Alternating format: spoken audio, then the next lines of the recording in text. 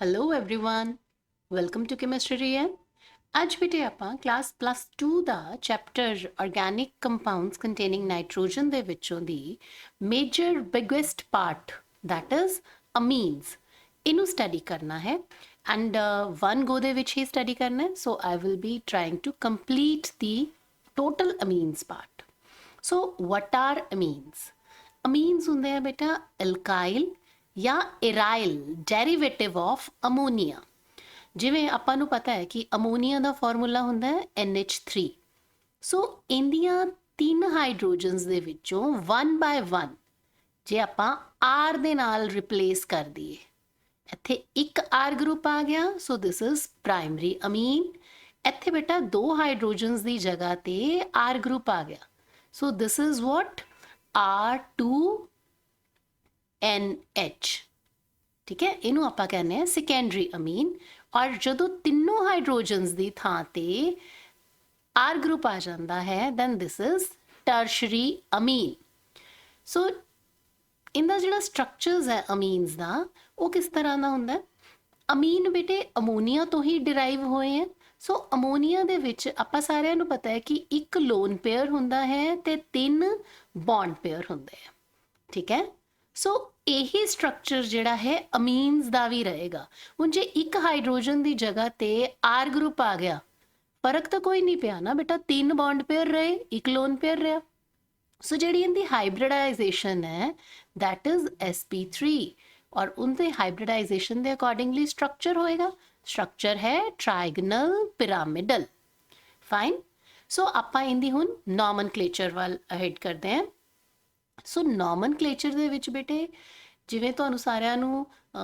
Simple ਇੱਕ IUPAC ਨੇਮ ਅਮੀਨਸ ਦੇ ਲਈ ਪਤਾ ਹੈ ਕਿ ਅਲਕੇਨ ਦੀ E ਕੱਟ ਦੋ ਉਹਦੀ ਥਾਂ ਤੇ AMINE ਅਲਕੇਨਾਮੀਨ ਠੀਕ ਹੈ ਸੋ ਪਹਿਲੀ ਐਗਜ਼ਾਮਪਲ ਦੇਖੋ ਦਿਸ ਇਜ਼ ਪ੍ਰੋਪੇਨ ਔਰ ਇਹਦੀ ਇੱਕ ਹਾਈਡਰੋਜਨ ਦੀ ਥਾਂ ਤੇ NH2 ਗਰੁੱਪ ਲੱਗਿਆ ਸੋ ਦਿਸ ਇਜ਼ ਪ੍ਰੋਪੇਨ 1 ਅਮੀਨ ਠੀਕ ਹੈ ਹੁਣ ਜੇ ਬੈਂਜ਼ੀਨ ਰਿੰਗ ਦੇ ਉੱਤੇ ਲੱਗਿਆ ਹੋਇਆ ਹੈ then this is called aniline ਠੀਕ ਹੈ ਜੇ ਟੋਲੂਇਨ ਦੇ ਉੱਤੇ ਟੋਲੂਇਨ ਮਤਲਬ CH3 ਗਰੁੱਪ ਬੈਂਜ਼ੀਨ ਦੇ ਨਾਲ ਅਟੈਚਡ ਹੈ ਜੇ ਟੋਲੂਇਨ ਦੇ ਇੱਕ ਥਾਂ ਤੇ ਇੱਕ ਹਾਈਡਰੋਜਨ ਦੀ ਥਾਂ ਤੇ ਰਿੰਗ ਦੇ ਵਿੱਚੋਂ ਦੀ NH2 ਗਰੁੱਪ ਲੱਗਿਆ ਹੈ ਤਾਂ this is 2 amino toluene so main ਜਿਹੜੀ ਆ nomenclature ਹੈ this is for primary amines ਮਤਲਬ ਕਿ ਜਿੱਥੇ ਆਪਾਂ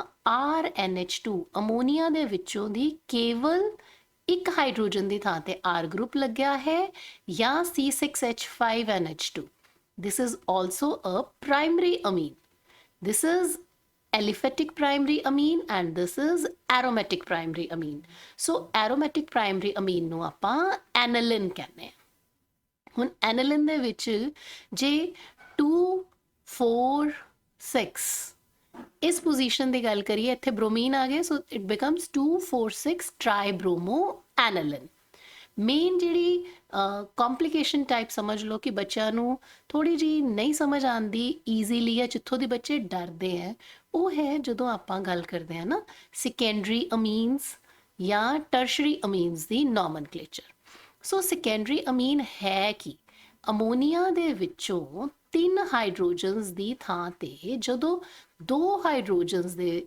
ਉੱਪਰ R ਗਰੁੱਪ ਆ ਜਾਏ ਜਿਹਨੂੰ ਅਸੀਂ R2NH ਲਿਖ ਸਕਦੇ ਹਾਂ ਤਾਂ ਇਹਨੂੰ ਆਪਾਂ ਕਹਿੰਦੇ ਹਾਂ ਸੈਕੰਡਰੀ ਅਮੀਨ ਹੁਣ ਜੇ ਧਿਆਨ ਨਾਲ ਤੁਸੀਂ ਦੇਖੋ ਨਾ ਪੁੱਤਰ ਜੀ ਤਾਂ ਦਿਸ ਇਜ਼ ਦ ਸਟਰਕਚਰ ਹੈ ਨਾ ਸੋ ਇੱਥੇ ਤੁਸੀਂ ਦੇਖ ਸਕਦੇ ਹੋ ਕਿ ਇੱਕ R ਗਰੁੱਪ ਔਰ ਦੂਸਰੇ R ਗਰੁੱਪ ਦੇ ਵਿਚਕਾਰ ਨਾਈਟ੍ਰੋਜਨ ਐਟਮ ਆ ਗਿਆ ਹੈ ਨਾ ਸੋ R ਗਰੁੱਪ ਮਤਲਬ carbon chain is not continuous ਇੱਕ ਕਾਰਬਨ ਚੇਨ ਜਿਹੜੀ ਹੈ ਉਹ ਨਾਈਟ੍ਰੋਜਨ ਵਿਚਕਾਰ ਆ ਗਈ ਤੇ ਦੂਜੇ ਪਾਸੇ ਕਾਰਬਨ ਦੀ ਚੇਨ ਹੈ ਇਟ ਕੈਨ ਬੀ ਵੈਰੀ ਲੌਂਗ ਸੋ ਇਹਨਾਂ ਦੋਨਾਂ ਚੋਂ ਜਿਹੜੀ ਲੰਬੀ ਚੇਨ ਹੋਏਗੀ ਦੈਟ ਵਿਲ ਬੀ ਅਲਕੇਨ ਠੀਕ ਹੈ ਔਰ ਦੂਜਾ ਜਿਹੜਾ ਹੈ ਉਹ N ਅਲਕਾਈਲ ਬਣ ਜਾਏਗਾ ਸੋ ਇਹਦਾ ਨਾਮ ਸੈਕੰਡਰੀ ਅਮੀਨਸ ਦਾ ਨਾਮ ਕਿਸ ਤਰ੍ਹਾਂ ਲਿਖਦੇ ਆ ਆਪਾਂ N ਅਲਕਾਈਲ ਅਲਕੇਨਾਮੀਨ।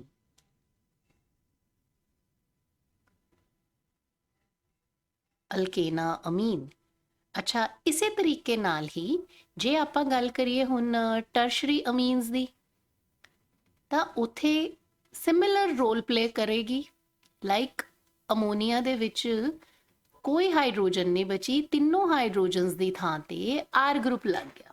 ਸੋ ਇਸ ਆਰ ਤਿੰਨਾਂ ਦੇ ਵਿੱਚੋਂ ਜਿਹੜਾ ਬਿਗੇਸਟ ਨੰਬਰ ਆਫ ਕਾਰਬਨਸ ਵਾਲਾ ਹੋਏਗਾ, ਹੁਣ ਮੰਨ ਲਓ ਇੱਕ ਥਾਂ ਤੇ ਲੱਗਿਆ CH3 ਔਰ ਦੂਸਰੀ ਥਾਂ ਤੇ ਲੱਗਿਆ C2H5 ਔਰ ਤੀਸਰੀ ਥਾਂ ਤੇ ਲੱਗਿਆ ਹੈ C3H7। ਸੋ ਹੁਣ ਇਹਨਾਂ ਤਿੰਨਾਂ ਦੇ ਵਿੱਚੋਂ ਦੀ ਲੰਬੀ, ਸਭ ਤੋਂ ਲੰਬੀ ਕਾਰਬਨ ਚੇਨ C3 ਵਾਲੀ ਹੋਏਗੀ ਨਾ। ਸੋ ਆਪਾਂ ਇਹਦਾ ਨਾਮ ਲਿਖਾਂਗੇ, ਦਿਸ ਇਜ਼ ਪ੍ਰੋਪੇਨ ਅਮੀਨ। ਪ੍ਰੋਪੇਨ ਦੀ ਈ ਕੱਟੀ ਜਾਣੀ ਹੈ, ਉਹਦੀ ਥਾਂ ਤੇ ਪ੍ਰੋਪੇਨਾਮਾਈਨ ਬਣ ਗਿਆ। ਹੁਣ ਜਿਹੜੀ ਆ ਚੀਜ਼ ਹੈ ਐਨ ਮਿਥਾਈਲ ਐਨ ਈਥਾਈਲ, ਆਪਾਂ ਇਹਨੂੰ ਕਿਵੇਂ ਲਿਖਾਂਗੇ? We will write it as N methyl N ethyl propanamine. So ਬੇਟਾ ਜਦੋਂ ਟਰਸ਼ਰੀ ਅਮੀਨਸ ਦੀ ਗੱਲ ਆਣੀ ਹੈ ਤਾਂ ਆਪਣੇ ਕੋਲੇ ਐਨ ਅਲਕਾइल ਅਲਕੇਨਾਮੀਨ बनना नाम, ठीक है। और जो सेकेंडरी अमीन्स की गल होंदी है तो अपने कोले एन अल्काइल अल्केनामीन। सो इस दे अकॉर्डिंगली जे हुण तुहानू आ वाले नाम कहे जाते हैं, सो सब तो पहला तुसी इनका नाम दसो। CH3 NH CH2 CH3, so this is what? Ethane। so this is ethanamine। N ਦੇ ਨਾਲ ਮਿਥਾਈਲ ਗਰੁੱਪ ਲੱਗਿਆ, so this is N methyl ethanamine। Next ਇਸ ਕੰਪਾਊਂਡ ਦਾ ਨਾਮ, ਹੁਣ ਦੇਖੋ ਇੱਕ ਥਾਂ ਤੇ ਇਥਾਈਲ ਗਰੁੱਪ ਹੈ, ਦੋ ਥਾਂ ਤੇ ਮਿਥਾਈਲ ਗਰੁੱਪ ਹੈ, so it will be ethanamine NN dimethyl ethanamine। okay, and here we notice that double bond is there, so 1 2 3 4, so this is butanamine, but butane ane nahi aana, this is but 3ene second position ਤੇ Amin group ਲੱਗਿਆ ਹੋਇਆ। ਸੋ I think ਬੇਟਾ ਕਿ ਨੋਮਨਕਲੇਚਰ part ਹੁਣ ਤੁਹਾਨੂੰ ਥੋੜਾ ਜਿਹਾ ਫੀਅਰਸਮ ਨਹੀਂ ਲੱਗਣਾ ਚਾਹੀਦਾ, ਆਸਾਨ ਲੱਗਣਾ ਚਾਹੀਦਾ। So next topic is preparation of amines. Amines ਕਿਵੇਂ ਬਣਾਈਆਂ ਜਾਂਦੀਆਂ? ਸੋ ਸਭ ਤੋਂ ਪਹਿਲਾ ਮੈਥਡ ਹੈ ਕਿ ਜਿਹੜੇ ਨਾਈਟਰੋ ਕੰਪਾਊਂਡਸ ਹੈ ਨਾ, ਉਹਨਾਂ ਦੀ ਰਿਡਕਸ਼ਨ ਕਰ ਦਿਓ। ਨਾਈਟਰੋ ਦਾ ਮਤਲਬ ਹੁੰਦਾ ਹੈ RNO2। ਸੋ ਜੇ ਆਕਸੀਜਨ ਬਾਹਰ ਨਿਕਲ ਜੇ ਤੇ ਇਹਦੀ ਥਾਂ ਤੇ H2 ਆ ਜਾਵੇ ਤਾਂ ਦੈਟ ਵਿਲ ਬੀ ਅਮੀਨ, ਠੀਕ ਹੈ। ਸੋ ਰਿਡਕਸ਼ਨ ਦਾ ਮਤਲਬ ਹੈ ਕਿ ਆਕਸੀਜਨ ਦੀ ਥਾਂ ਤੇ ਆਕਸੀਜਨ ਕੱਢ ਕੇ ਆਪਾਂ ਇਹਦੀ ਥਾਂ ਤੇ ਹਾਈਡਰੋਜਨ ਲਿਆਉਣੀ ਹੈ। ਸੋ ਕਿਹੜੇ ਕਿਹੜੇ ਰਿਡਿਊਸਿੰਗ ਏਜੰਟ ਵਰਤਦੇ ਆ? Tin in presence of HCl, या iron in presence of HCl, या hydrogen in presence of palladium. So जे ਆਪਾਂ नाइट्रोबेंजीन लिती है तो अपने कोले एनालिन बन जाएगी। जे कोई अल्काइल ग्रुप लिता होया नाइट्रो दे नाल, नाइट्रो अल्केन, तो अपने कोले अल्केनामाइन बन जाएगा। सो सैकेंड जिहड़ा मैथड आंदा है that is reduction of amide. हुण ध्यान नाल देखो, ਜਿਹੜੇ ਐਸਿਡ ਐਮਾਈਡਸ ਹੁੰਦੇ ਹੈ ਜਿਨ੍ਹਾਂ ਨੂੰ ਅਸੀਂ RCONH2 ਕਹਿੰਦੇ ਆ, ਐਸਿਡ ਐਮਾਈਡ ਦੀ ਜਦੋਂ ਲਿਥੀਅਮ ਐਲੂਮੀਨੀਅਮ ਹਾਈਡਰਾਈਡ ਇਨ ਈਥਰਲ ਸੋਲਿਊਸ਼ਨ ਜਾਂ ਸੋਡੀਅਮ ਡਿਜ਼ੋਲਵਡ ਇਨ ਇਥੇਨੋਲ, ਇਹਦੇ ਨਾਲ ਜਦੋਂ ਆਪਾਂ ਰਿਐਕਟ ਕਰਾਉਂਦੇ ਆ ਨਾ ਤਾਂ ਰਿਡਕਸ਼ਨ ਹੋ ਜਾਂਦੀ ਹੈ। ਰਿਡਕਸ਼ਨ ਦੇ ਬਾਅਦ ਜਿਹੜਾ ਆਹ O ਗਰੁੱਪ ਸੀ ਐਮਾਈਡ ਦਾ, ਇਹਦੀ ਥਾਂ ਤੇ H2 ਆ ਗਿਆ। ਸੋ ਦਿਸ ਇਜ਼ ਅਲਕੇਨਾਮਾਈਨ। ਸਿਮਿਲਰਲੀ ਇੱਥੇ ਜਿਹੜੀ ਐਗਜ਼ਾਮਪਲ ਲਿੱਤੀ ਗਈ ਹੈ, ਪਹਿਲੇ ਆਰ ਦੀ ਫਾਰਮ 'ਚ ਸਮਝਾਇਆ ਗਿਆ ਹੈ, ਫਿਰ ਇੱਥੇ ਐਗਜ਼ਾਮਪਲ ਲਿੱਤੀ ਗਈ ਹੈ, ਦਿਸ ਇਜ਼ ਪ੍ਰੋਪੇਨਾਮਾਈਡ। ਸੋ ਜਦੋਂ ਉਹਨੂੰ ਲਿਥੀਅਮ ਐਲੂਮੀਨੀਅਮ ਹਾਈਡਰਾਈਡ ਨਾਲ ਰਿਡਿਊਸ ਕਰਦੇ ਆ, ਇਸ ਡਬਲ ਬੌਂਡ O ਦੀ ਥਾਂ ਤੇ H2 ਗਰੁੱਪ ਆ ਜਾਂਦਾ ਹੈ and this is propanamine. So next method is very important method from examination point of view। बेटा हॉफमैन ब्रोमामाइड रिएक्शन, इनके विच डिग्रेडेशन वर्ड बहुत इंपॉर्टेंट है। डिग्रेडेशन वर्ड इंपॉर्टेंट क्यों है? क्योंकि इनके च आपां जिहड़ा एमाइड लैंदे आ ना, उनदे चों जिहड़ा कार्बन है वो बाहर निकल जाता है, तो पिछे अपने कोले RNH2 यानी ਜਿੰਨੇ ਕਾਰਬਨਸ ਇੱਥੇ ਲਿੱਤੇ ਸੀ ਉਸ ਤੋਂ ਇੱਕ ਲੈਸ, ਜੇ ਇੱਥੇ ਆਪਾਂ 5 ਕਾਰਬਨ ਲਿੱਤੇ ਆ ਨਾ ਸਪੋਜ਼, ਤਾਂ ਇੱਥੇ ਜਿਹੜੀ 4 ਕਾਰਬਨ ਵਾਲੀ ਅਮੀਨ ਆਪਾਂ ਨੂੰ ਮਿਲੇਗੀ। ਸੋ ਵੀ obtain a primary amine with 1 carbon less than the amide taken। ਜੇ ਆਪਾਂ ਪ੍ਰੋਪੇਨਾਮਾਈਡ ਲਿੱਤਾ ਹੈ ਤਾਂ ਆਪਣੇ ਕੋਲੇ this is ethanamine, ठीक है। एंड ये रिएक्शन कंडीशंस की है, इन्हें रिएक्शन कंडीशंस याद रखनी है कि ब्रोमीन और KOH ਦੀ ਪ੍ਰੈਜ਼ੈਂਸ ਦੇ ਵਿੱਚ ਇਹ ਰਿਐਕਸ਼ਨ ਹੁੰਦੀ ਹੈ। This is believe me one of the most important reactions ਜਦੋਂ ਅਸੀਂ ਕਨਵਰਸ਼ਨਸ ਕਰਦੇ ਹਾਂ, ਜਦੋਂ ਅਸੀਂ ਸਟੈਪ ਡਾਊਨ ਕਨਵਰਸ਼ਨ ਕਰਨੀ ਹੈ, ਕਾਰਬਨ ਦੀ ਗਿਣਤੀ ਇੱਕ ਕਰਕੇ ਅਸੀਂ ਇੱਕ ਇੱਕ ਕਰਕੇ ਘਟਾਉਣੀ ਹੈ, ਤਾਂ ਕਨਵਰਸ਼ਨਸ ਦੇ ਵਿੱਚ ਬੇਟੇ ਸਭ ਤੋਂ ਜ਼ਿਆਦਾ ਹੈਲਪਫੁਲ ਰਿਐਕਸ਼ਨਸ ਦੇ ਵਿੱਚੋਂ ਇੱਕ ਹੈ ਹੌਫਮੈਨ ਬ੍ਰੋਮਾਮਾਈਡ ਡੀਗ੍ਰੇਡੇਸ਼ਨ। ਡੀਗ੍ਰੇਡੇਸ਼ਨ ਵਰਡ ਇਸੇ ਲਈ ਹੀ ਆਉਂਦਾ ਹੈ ਕਿਉਂਕਿ ਇੱਕ ਕਾਰਬਨ ਦੀ ਗਿਣਤੀ ਘਟ ਜਾਂਦੀ ਹੈ। ਨੈਕਸਟ ਹੈ ਬੇਟਾ ਗੈਬਰੀਲ ਥੈਲੀਮਾਈਡ। ਇੱਥੇ ਬੇਟਾ ਈਮਾਈਡ, ਥੈਲੀਇਮਾਈਡ, ਇਹ ਵਰਡ ਬਹੁਤ ਇੰਪੋਰਟੈਂਟ ਹੈ, ਆਈ ਤੋਂ ਯਾਦ ਰੱਖਣਾ ਹੈ ਇਮਾਈਡ। ਸੋ this is what, this is ਥੈਲੀਮਾਈਡ। ਜਦੋਂ ਆਪਾਂ QH ਦੇ ਨਾਲ ਇਹਨੂੰ ਟਰੀਟ ਕਰਾਉਂਦੇ ਹਾਂ ਨਾ, ਜਿਹੜਾ ਆਹ H ਹੈ this is replaced by K, so this is N negative K positive. ਜਦੋਂ ਆਪਾਂ ਬੇਟਾ ਇੱਥੇ ਅਲਕਾਈਲ ਹੈਲਾਈਡ ਦੇ ਨਾਲ ਇਸ ਨੂੰ ਅਟੈਕ ਕਰਵਾਇਆ ਤਾਂ ਕੀ ਹੋਣਾ ਹੈ, ਇਸ K ਪੋਜ਼ਿਟਿਵ ਦੀ ਥਾਂ ਤੇ R ਗਰੁੱਪ ਲੱਗ ਜਾਂਦਾ ਹੈ। K ਪੋਜ਼ਿਟਿਵ ਦੀ ਥਾਂ ਤੇ R ਗਰੁੱਪ ਲੱਗ ਗਿਆ ਐਂਡ ਇਹਦੀ ਅਲਟੀਮੇਟਲੀ ਕਲੀਵੇਜ ਹੋ ਜਾਣੀ ਹੈ। ਸੋ RNH2 ਇਹ ਆਪਣਾ ਮੇਨ ਪ੍ਰੋਡਕਟ ਆ ਗਿਆ। ਪਿੱਛੇ ਜਿਹੜਾ ਹੈ ਆਪਣੇ ਕੋਲੇ ਥੈਲਿਕ ਐਸਿਡ ਰੈਜ਼ੀਡਿਊ ਬਚ ਜਾਂਦਾ ਹੈ। ਇਸ ਮੈਥਡ ਦੇ ਨਾਲ aromatic primary amines cannot be prepared। This is the point to be noted ਕਿ ਇਸ ਮੈਥਡ ਦੇ ਨਾਲ aromatic amines ਨਹੀਂ ਬਣਾਈਆਂ ਜਾ ਸਕਦੀਆਂ। ਕਿਉਂ? ਕਿਉਂਕਿ ਜਿਹੜਾ ਇੱਥੇ RX ਨਿਊਕਲੀਓਫਿਲਿਕ ਸਬਸਟੀਟਿਊਸ਼ਨ ਸ਼ੋ ਕਰ ਰਿਹਾ ਨਾ, ਏਰਾਈਲ ਹੈਲਾਈਡ ਜਿਹੜੇ ਹੁੰਦੇ ਹੈ they can not show this nucleophilic substitution reaction. ਆਪਾਂ ਨੂੰ ਪਤਾ ਹੈ ਕਿ aryl halides are less reactive, alkyl halides are more. So ਇਹ ਇੱਕ ਅਲੱਗ ਕੁਐਸਚਨ ਬਣ ਜਾਂਦਾ ਹੈ, ਇਹ ਵੀ ਇੰਪੋਰਟੈਂਟ ਹੈ। ਫਾਈਨ। ਨੈਕਸਟ ਆ ਜਾਂਦਾ ਹੈ ਰਿਡਕਸ਼ਨ ਆਫ ਨਾਈਟਰਾਈਲਸ। ਜਦੋਂ ਆਪਾਂ ਕਿਤੇ ਵੀ ਨਾਈਟਰਾਈਲ ਲੈਂਦੇ ਆ ਯਾਨੀ ਕਿ RCN, ਸੋ ਇੱਥੇ ਕਾਰਬਨ ਦੀ ਵੀ ਰਿਡਕਸ਼ਨ ਹੋ ਜਾਣੀ ਹੈ ਤੇ ਨਾਈਟ੍ਰੋਜਨ ਦੀ ਵੀ ਰਿਡਕਸ਼ਨ ਹੋ ਜਾਣੀ ਹੈ in the presence of lithium aluminium hydride and we will get yes primary amine. ਆਪਾਂ ਨੂੰ ਇੱਥੇ ਪ੍ਰਾਇਮਰੀ ਅਮੀਨ ਮਿਲਦੀ ਹੈ। So this method is very very important method.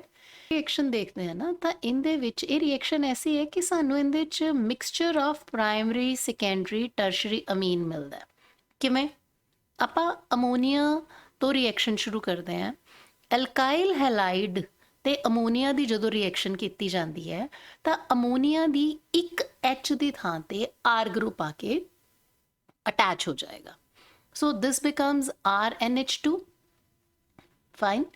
ਹੁਣ ਜੇ ਇਹਦੇ ਵਿੱਚ ਇੱਕ ਹੋਰ RX ਮੋਲੀਕਿਊਲ ਇਹਦੇ 'ਚ ਆਪਾਂ ਅਟੈਕ ਕਰਾਉਂਦੇ ਹਾਂ then what will be product R2NH। ਜੇ ਆਪਾਂ ਫਿਰ ਇੱਕ ਹੋਰ RX ਇਹਦੇ 'ਚ ਐਡ ਕੀਤਾ ਤਾਂ we will be getting R3N। ਔਰ ਇਸ ਰਿਐਕਸ਼ਨ ਨੂੰ ਅਸੀਂ ਕਹਿੰਦੇ ਹਾਂ ਹੌਫਮੈਨ ਅਮੋਨੋਲਿਸਿਸ ਆਫ ਐਲਕਾਈਲ ਹੈਲਾਈਡ। ਇਹ ਰਿਐਕਸ਼ਨ ਆਪਾਂ ਪਹਿਲਾਂ ਵੀ ਕਰ ਚੁੱਕੇ ਹਾਂ। Where we have done this reaction? We have done this reaction in case of alkyl halides। ਉੱਥੇ ਬੇਟੇ ਆਪਾਂ ਅਮੋਨੀਆ ਦੇ ਨਾਲ ਰਿਐਕਸ਼ਨ ਕਰਕੇ ਅਮੋਨੋਲਿਸਿਸ ਵਰਡ ਯਾਦ ਹੈ ਕਿ this becomes RNH2 ਪਲੱਸ ਆਪਣੇ ਕੋਲੇ HX ਨਿਕਲ ਗਿਆ। ਜਦੋਂ RNH2 ਫਰਦਰ ਇੱਕ ਹੋਰ RX ਮੋਲੀਕਿਊਲ ਨਾਲ ਰਿਐਕਟ ਕਰੇਗਾ ਤਾਂ R2NH ਪਲੱਸ HX ਅਗੇਨ। ਸੋ ਲਾਈਕਵਾਈਜ਼ ਅਮੋਨੀਆ ਦੀ ਜਦੋਂ ਵੀ ਆਪਾਂ ਐਲਕਾਈਲ ਹੈਲਾਈਡ ਨਾਲ ਰਿਐਕਸ਼ਨ ਕਰਾਵਾਂਗੇ ਤਾਂ ਆਪਣੇ ਕੋਲੇ ਅਮੋਨੋਲਿਸਿਸ ਹੋ ਜਾਣਾ ਹੈ। ਅਮੋਨੋਲਿਸਿਸ ਕਾਹਦਾ ਹੋ ਜਾਣਾ ਹੈ? ਐਲਕਾਈਲ ਹੈਲਾਈਡ ਦਾ। And we will get primary amine ਜਦੋਂ ਕੇਵਲ ਇੱਕ ਹਾਈਡਰੋਜਨ ਦੀ ਥਾਂ ਤੇ R ਗਰੁੱਪ ਆਇਆ।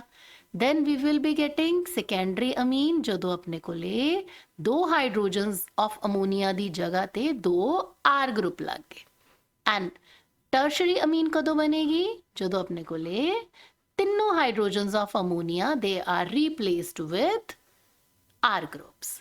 ਹੁਣ ਨੈਕਸਟ ਆਉਂਦੇ ਆ ਬੇਟਾ ਆਪਾਂ ਇਹਨਾਂ ਦੀਆਂ ਪ੍ਰੋਪਰਟੀਜ਼ ਤੇ। ਸੋ ਅਮੀਨਸ ਦੀਆਂ ਫਿਜ਼ੀਕਲ ਪ੍ਰੋਪਰਟੀਜ਼ ਦੇ ਵਿੱਚ ਪਹਿਲੀ ਚੀਜ਼ ਹੈ ਫਿਜ਼ੀਕਲ ਸਟੇਟ। ਲੋਅਰ ਅਮੀਨਸ ਗੈਸੀਅਸ ਹੁੰਦੀਆਂ ਤੇ ਲਿਕੁਇਡਸ ਹੁੰਦੀਆਂ ਬਟ ਜਿਹੜੀਆਂ ਹਾਇਰ ਅਮੀਨਸ ਹੈ ਦੇ ਆਰ ਸੋਲਿਡਸ। ਲੋਅਰ ਅਮੀਨਸ ਜਿਹੜੀਆਂ ਹੈ ਗੈਸੀਅਸ ਹੈ ਉਹਨਾਂ ਦਾ ਨਾ ਮਛਲੀ ਜੈਸਾ ਸਮੈਲ ਹੁੰਦਾ, ਠੀਕ ਹੈ। ਸੋ ਦੇ ਹੈਵ ਫਿਸ਼ੀ ਅਡੋਰ। ਇਰਾਈਲ ਅਮੀਨਸ ਜਿਹੜੇ ਹੈ ਉਹ ਯੂਜੂਅਲੀ ਕਲਰਲੈਸ ਹੁੰਦੇ ਹੈ ਪਰ ਜੇ ਉਹਨਾਂ ਨੂੰ ਬਹੁਤ ਲੰਬੇ ਸਮੇਂ ਤੱਕ ਆਪਾਂ ਸਟੋਰ ਕਰਕੇ ਰੱਖਦੇ ਹਾਂ ਦੇ ਗੈਟ ਕਲਰਡ। ਕਿਉਂ? ਕਿਉਂਕਿ ਉਹਨਾਂ ਦੀ ਆਕਸੀਡੇਸ਼ਨ ਹੋ ਜਾਂਦੀ ਹੈ। ਸੋ ਇਹ ਪੁਆਇੰਟਸ ਯਾਦ ਰੱਖਣੇ ਆ ਪੁੱਤਰ। ਦੈਨ ਆਉਂਦੀ ਹੈ ਆਪਣੇ ਕੋਲੇ ਸੈਕਿੰਡ ਪ੍ਰੋਪਰਟੀ ਸੋਲਿਊਬਿਲਿਟੀ। ਸੋ ਸੋਲਿਊਬਿਲਿਟੀ ਜਿਹੜੀ ਹੈ ਉਹ ਵਾਟਰ ਦੇ ਵਿੱਚ ਲੋਅਰ ਐਲੀਫੈਟਿਕ ਅਮੀਨਸ ਸੋਲਿਊਬਲ ਹੁੰਦੇ ਹੈ ਕਿਉਂਕਿ they can form hydrogen bond with water molecule. ਹੁਣ RNH2 ਜਿਹੜਾ ਨਾਈਟ੍ਰੋਜਨ ਹੈ ਬੇਟਾ ਇਹ ਇਲੈਕਟ੍ਰੋਨੈਗੇਟਿਵ ਹੁੰਦਾ ਹੈ। ਸੋ ਹਾਈਡਰੋਜਨ ਵਾਲੇ ਇਲੈਕਟ੍ਰੋਨਸ ਜਿਹੜੇ ਹੈ ਨਾ ਇਹ ਆਪਣੇ ਵੱਲ ਖਿੱਚ ਕੇ ਰੱਖੇਗਾ। ਐਜ਼ ਅ ਰਿਜ਼ਲਟ ਹਾਈਡਰੋਜਨ ਦੇ ਉੱਤੇ ਪਾਰਸ਼ੀਅਲ ਪੋਜ਼ਿਟਿਵ ਔਰ ਨਾਈਟ੍ਰੋਜਨ ਦੇ ਉੱਤੇ ਪਾਰਸ਼ੀਅਲ ਨੈਗੇਟਿਵ ਚਾਰਜ ਪੋਲੈਰਿਟੀ ਡਿਵੈਲਪ ਹੋ ਗਈ। ਸੋ ਵਾਟਰ ਦੇ ਨਾਲ ਦੇ ਕੈਨ ਫਾਰਮ ਹਾਈਡਰੋਜਨ ਬੌਂਡ। ਜਿਹੜੀ ਚੀਜ਼ ਵਾਟਰ ਦੇ ਨਾਲ ਹਾਈਡਰੋਜਨ ਬੌਂਡ ਬਣਾਏਗੀ that will be soluble in water. ਇੱਥੇ ਆਪਾਂ ਗੱਲ ਕਰਦੇ ਹਾਂ ਕਿ ਪ੍ਰਾਇਮਰੀ ਤੇ ਸੈਕੰਡਰੀ ਅਮੀਨ ਤਾਂ ਪਾਣੀ 'ਚ ਸੋਲਿਊਬਲ ਹੁੰਦੇ ਆ ਕਿਉਂਕਿ ਹਾਈਡਰੋਜਨ ਬੌਂਡਿੰਗ ਬਣਾਉਂਦੇ ਆ but tertiary amines are insoluble in water. Reason ਤੁਹਾਨੂੰ ਪਤਾ ਹੀ ਹੈ ਕਿਉਂਕਿ ਇੱਥੇ N ਦੇ ਨਾਲ ਕੋਈ ਹਾਈਡਰੋਜਨ ਲੱਗੀ ਨਹੀਂ ਹੋਈ, ਤਿੰਨੋਂ ਹੀ R ਹੈ। ਫਾਈਨ। ਅੱਛਾ ਦੂਜੀ ਚੀਜ਼ ਪ੍ਰਾਇਮਰੀ ਤੇ ਸੈਕੰਡਰੀ ਚਾਹੇ ਸੋਲਿਊਬਲ ਹੁੰਦੇ ਹੈ ਬਟ ਸੋਲਿਊਬਿਲਿਟੀ ਡਿਕਰੀਜ਼ ਹੋ ਜਾਂਦੀ ਹੈ ਜਿੱਦਾਂ ਜਿੱਦਾਂ R ਗਰੁੱਪ ਵੱਧਦਾ ਹੈ ਕਿਉਂਕਿ R group is hydrophobic in nature, ਪਾਣੀ ਨੂੰ ਰਿਪੈਲ ਕਰਦਾ। ਹੁਣ ਜੇ ਅਮੀਨਸ ਦੀ ਸੋਲਿਊਬਿਲਿਟੀ ਨੂੰ ਆਪਾਂ ਐਲਕੋਹਲਸ ਦੀ ਸੋਲਿਊਬਿਲਿਟੀ ਨਾਲ ਕੰਪੇਅਰ ਕਰੀਏ ਤਾਂ ਅਮੀਨਸ ਦੀ ਸੋਲਿਊਬਿਲਿਟੀ ਘੱਟ ਹੁੰਦੀ ਹੈ, ਘੁਲਣਸ਼ੀਲਤਾ ਘੱਟ ਹੈ। ਕਿਉਂ? ਕਿਉਂਕਿ ਐਲਕੋਹਲ ਜ਼ਿਆਦਾ ਪੋਲਰ ਹੈ ਅਮੀਨਸ ਦੇ ਨਾਲੋਂ। ਕਿਉਂ? ਕਿਉਂਕਿ ਨਾਈਟ੍ਰੋਜਨ ਜਿਹੜੀ ਹੈ ਉਹ ਜਾਂ ਆਕਸੀਜਨ ਇਹਨਾਂ ਦੋਨਾਂ ਚੋਂ ਜ਼ਿਆਦਾ ਇਲੈਕਟ੍ਰੋਨੈਗੇਟਿਵ ਕਿਹੜਾ ਹੈ? Of course oxygen is more electronegative. So ਜਿਹੜਾ ਇਲੈਕਟ੍ਰੋਨੈਗੇਟਿਵ ਜ਼ਿਆਦਾ ਹੋਏਗਾ ਐਲਕੋਹਲਸ ਦੇ ਵਿੱਚ ਆਕਸੀਜਨ ਹੁੰਦੀ ਹੈ ਨਾ, ਅਮੀਨਸ ਦੇ ਵਿੱਚ ਨਾਈਟ੍ਰੋਜਨ ਹੁੰਦੀ ਹੈ। So alcohols are more polar that's why they will be more soluble in water. Amines will be less polar as compare to alcohol so they will be less soluble. Next property is boiling point. So boiling point ਜਿਹੜੇ amines ਦੇ ਹੈ, ਜੇ ਆਈਸੋਮੈਰਿਕ ਅਮੀਨਸ ਦੀ ਗੱਲ ਕੀਤੀ ਜਾਵੇ primary secondary tertiary ਦੇ ਵਿੱਚੋਂ ਤਾਂ ਪ੍ਰਾਇਮਰੀ ਅਮੀਨਸ ਦੇ ਸਭ ਤੋਂ ਵੱਧ ਹੁੰਦੇ ਹੈ। ਇਹਦਾ ਕਾਰਨ ਕੀ ਹੈ? ਇਹਦਾ ਕਾਰਨ ਹੈ ਇੰਟਰਮੋਲੀਕੂਲਰ ਹਾਈਡਰੋਜਨ ਬੌਂਡਿੰਗ। ਜੇ ਆਹ ਪ੍ਰਾਇਮਰੀ ਅਮੀਨਸ ਹੈ ਨਾ ਤੇ ਆਪਸ 'ਚ ਜੁੜੀਆਂ ਹੋਣਗੀਆਂ ਪਰ ਜਿਹੜੀਆਂ ਟਰਸ਼ਰੀ ਅਮੀਨਸ ਹੈ they will not be associated with each other ਔਰ ਸੈਕੰਡਰੀ ਦੇ ਵਿੱਚ ਵੀ ਇਹ ਫੋਰਸਿਸ ਘੱਟ ਹੋਣਗੀਆਂ। ਸੋ ਇੰਟਰਮੋਲੀਕੂਲਰ ਹਾਈਡਰੋਜਨ ਬੌਂਡਿੰਗ ਦੀ absence in tertiary amine makes it boiling point very low. Fine. Primary amines ਦਾ ਸਭ ਤੋਂ ਵੱਧ ਕਿਉਂ ਹੁੰਦਾ ਹੈ? ਕਿਉਂਕਿ ਇਹਦੇ 'ਚ ਹਾਈਡਰੋਜਨ ਬੌਂਡਿੰਗ ਬਹੁਤ ਜ਼ਿਆਦਾ ਹੁੰਦੀ ਹੈ। ਇਸ ਕਰਕੇ ਬੋਇਲਿੰਗ ਪੁਆਇੰਟ ਦਾ ਇਹ ਆਰਡਰ ਤੁਸੀਂ ਯਾਦ ਰੱਖਣਾ ਹੈ, 1 ਮਾਰਕ ਕੁਐਸਚਨ ਪੁੱਛਿਆ ਜਾ ਸਕਦਾ ਹੈ।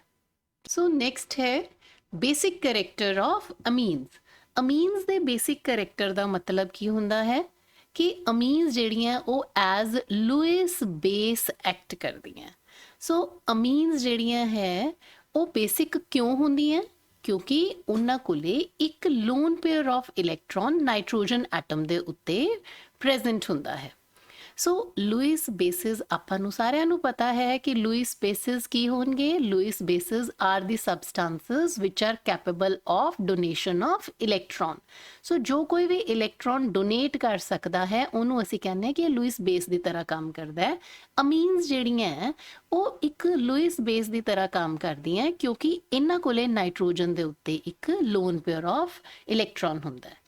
ਜਿਹੜੀਆਂ ਐਲੀਫੈਟਿਕ ਅਮੀਨਸ ਹੈ ਉਹ ਅਮੋਨੀਆ ਦੇ ਮੁਕਾਬਲੇ ਜ਼ਿਆਦਾ ਸਟਰੋਂਗ ਬੇਸ ਹੁੰਦੀਆਂ ਤੇ ਜਿਹੜੀਆਂ ਐਰੋਮੈਟਿਕ ਅਮੀਨਸ ਹੈ ਉਹ ਅਮੋਨੀਆ ਦੇ ਮੁਕਾਬਲੇ ਵੀਕ ਬੇਸ ਹੁੰਦੀਆਂ। ਸੋ ਇਹਦਾ ਰੀਜ਼ਨ ਕੀ ਹੈ? ਐਲੀਫੈਟਿਕ ਦੇ ਕੇਸ 'ਚ ਪਲੱਸ ਆਈ ਇਫੈਕਟ ਔਰ ਐਰੋਮੈਟਿਕ ਦੇ ਕੇਸ 'ਚ ਮਾਈਨਸ ਆਈ ਇਫੈਕਟ। ਸੋ ਇੱਕ ਵਾਰੀ ਇਹਨਾਂ ਨੂੰ ਆਪਾਂ ਸਮਝ ਲੈਂਦੇ ਹਾਂ ਕਿ plus I effect minus I effect ਦਾ ਕੀ ਮਤਲਬ ਹੈ। ਦੇਖੋ, ਦਿਸ ਇਜ਼ ਅਮੋਨੀਆ, ਨਾਈਟ੍ਰੋਜਨ ਦੇ ਉੱਤੇ ਲੋਨ ਪੇਅਰ ਹੈ and this lone pair is available for donation. ਠੀਕ ਹੈ, ਇਸ ਕਰਕੇ ਅਮੋਨੀਆ ਇੱਕ ਲੂਇਸ ਬੇਸ ਦੀ ਤਰ੍ਹਾਂ ਕੰਮ ਕਰਦੀ ਹੈ। ਹੁਣ ਅਸੀਂ ਕਹਿੰਦੇ ਹਾਂ ਕਿ ਜਿਹੜੀਆਂ ਐਲੀਫੈਟਿਕ ਅਮੀਨਸ ਹੈ ਯਾਨੀ ਅਮੋਨੀਆ ਦੇ ਵਿੱਚੋਂ ਦੀ ਇੱਕ H ਦੀ ਥਾਂ ਤੇ ਆਪਣੇ ਕੋਲੇ ਐਲਕਾਈਲ ਗਰੁੱਪ ਆ ਗਿਆ। They are stronger base than ammonia ਔਰ ammonia is stronger base than aromatic amine. ਜੇ ਬੈਂਜ਼ੀਨ ਰਿੰਗ ਆ ਗਈ ਨਾ ਤਾਂ ਇਹਨੇ ਵੀਕ ਕਰ ਦੇਣਾ। ਇੱਥੇ ਅਸੀਂ ਕਹਿੰਦੇ ਹਾਂ ਪਲੱਸ ਆਈ ਇਫੈਕਟ ਆਪਰੇਟ ਕਰਦਾ ਹੈ ਔਰ ਇਹਦੀ ਘੱਟ ਬੇਸਿਕ ਸਟਰੈਂਥ ਦਾ ਕਾਰਨ ਮਾਈਨਸ ਆਈ ਇਫੈਕਟ ਹੈ। ਹੁਣ ਪਲੱਸ ਆਈ ਇਫੈਕਟ ਕੀ ਹੁੰਦਾ ਹੈ? ਆਰ ਗਰੁੱਪ ਆਪਣੇ ਜਿਹੜੇ ਇਲੈਕਟ੍ਰੋਨਸ ਹੈ ਉਹਨਾਂ ਨੂੰ ਨਾਈਟ੍ਰੋਜਨ ਦੇ ਵੱਲ ਨੂੰ ਡਿਸਪਲੇਸ ਕਰ ਦਿੰਦਾ ਔਰ ਜਿਸ ਕਰਕੇ more and more electrons are available for donation। ਬੇਟੇ ਇੱਥੇ ਇਲੈਕਟ੍ਰੋਨਸ ਦੀ ਸੰਖਿਆ ਡੋਨੇਸ਼ਨ ਲਈ ਨਹੀਂ ਵੱਧ ਜਾਂਦੀ, ਗਿਣਤੀ ਨਹੀਂ ਵੱਧ ਜਾਂਦੀ, ਨੋ, ਬਲਕਿ ਇਲੈਕਟ੍ਰੋਨ ਇਹੀ ਲੋਨ ਪੇਅਰ ਹੀ it becomes more available for donation. So ਤੁਹਾਡੀ ਵਰਡਿੰਗ ਇੱਥੇ ਹੀ ਹੋਣੀ ਚਾਹੀਦੀ ਹੈ, electrons become more available for donation because of this plus I effect of R group. ਪਰ ਜਦੋਂ ਅਸੀਂ ਇੱਥੇ ਬੈਂਜ਼ੀਨ ਰਿੰਗ ਦੀ ਗੱਲ ਕਰਦੇ ਹਾਂ ਨਾ ਤਾਂ ਬੈਂਜ਼ੀਨ ਰਿੰਗ ਕੀ ਕਰਦੀ ਹੈ ਕਿ ਜਿਹੜਾ ਇਹ ਇਲੈਕਟ੍ਰੋਨ ਪੇਅਰ ਨਾਈਟ੍ਰੋਜਨ ਦਾ ਹੈ ਜਿਹੜਾ ਡੋਨੇਟ ਕਰਨਾ ਸੀ ਉਹਨੂੰ ਹੀ ਆਪਣੇ ਨਾਲ ਕੌਨਜੂਗੇਸ਼ਨ 'ਚ ਰਲਾ ਲੈਂਦੀ ਹੈ, ਰੈਜ਼ੋਨੈਂਸ 'ਚ ਪਾਰਟਿਸਿਪੇਟ ਕਰਵਾ ਲੈਂਦੀ ਹੈ। ਨਤੀਜੇ ਵਜੋਂ ਅਸੀਂ ਦੇਖ ਸਕਦੇ ਹਾਂ ਕਿ ਨਾਈਟ੍ਰੋਜਨ ਦੇ ਉੱਤੇ ਪੋਜ਼ਿਟਿਵ ਚਾਰਜ ਆ ਗਿਆ ਔਰ ਬੈਂਜ਼ੀਨ ਰਿੰਗ ਦੀਆਂ ਇਹਨਾਂ ਪੋਜੀਸ਼ਨਸ ਤੇ ਨੈਗੇਟਿਵ ਚਾਰਜ ਆ ਜਾਏਗਾ। So now this electron pair is not available for donation. ਹੁਣ ਤੁਹਾਨੂੰ प्लस आई और माइनस आई इफेक्ट का मतलब समझ लग गया होना है कि electrons are more available in aliphatic amines and electrons are less available in aromatic amines, जिस करके aliphatic amines are stronger bases than ammonia and ammonia is stronger base than aromatic amines. ਹੁਣ ਇਸ ਦੇ ਬਾਅਦ ਜਿਹੜਾ ਆਪਣਾ ਮੇਨ ਪ੍ਰਾਈਮ ਕੰਸਰਨ ਬਣਦਾ ਹੈ ਉਹ ਹੈ ਕਿ ਜਦੋਂ ਅਸੀਂ ਐਲੀਫੈਟਿਕ ਅਮੀਨਸ ਦੇ ਵਿੱਚ ਹੀ ਕੰਪੈਰੀਜ਼ਨ ਕਰਨਾ ਹੈ between primary amine, secondary amine and tertiary amine, ਇਹਨਾਂ ਤਿੰਨਾਂ ਦੇ ਵਿੱਚ ਨਾਈਟ੍ਰੋਜਨ ਕੋਲੇ ਲੋਨ ਪੇਅਰ ਤਾਂ ਹੈਗਾ ਹੀ ਹੈ, ਪਰ ਇਹਨਾਂ ਤਿੰਨਾਂ ਦੇ ਵਿੱਚੋਂ ਕਿਹੜੀ ਜ਼ਿਆਦਾ ਸਟਰੋਂਗਰ ਬੇਸ ਹੈ? ਪ੍ਰਾਇਮਰੀ ਹੁੰਦੀ ਹੈ ਜਾਂ ਸੈਕੰਡਰੀ ਜਾਂ ਟਰਸ਼ਰੀ? ਇਹ ਅਸੀਂ ਕਿਵੇਂ ਡਿਸਾਈਡ ਕਰੀਏ? ਸੋ ਪਹਿਲਾ ਸਿਚੁਏਸ਼ਨ ਹੈ ਕਿ ਜੇ ਤਾਂ ਤਿੰਨੋਂ ਅਮੀਨਸ ਗੈਸ਼ੀਅਸ ਫੇਜ਼ ਦੇ ਵਿੱਚ ਹੈ। ਗੈਸ਼ੀਅਸ ਫੇਜ਼ ਦਾ ਮਤਲਬ ਇਹ ਹੈ ਕਿ ਇਹਨਾਂ ਤੇ ਕਿਸੇ ਤਰ੍ਹਾਂ ਦਾ ਕੋਈ ਸੋਲਵੈਂਟ ਪ੍ਰਭਾਵ ਨਹੀਂ ਪਾ ਰਿਹਾ।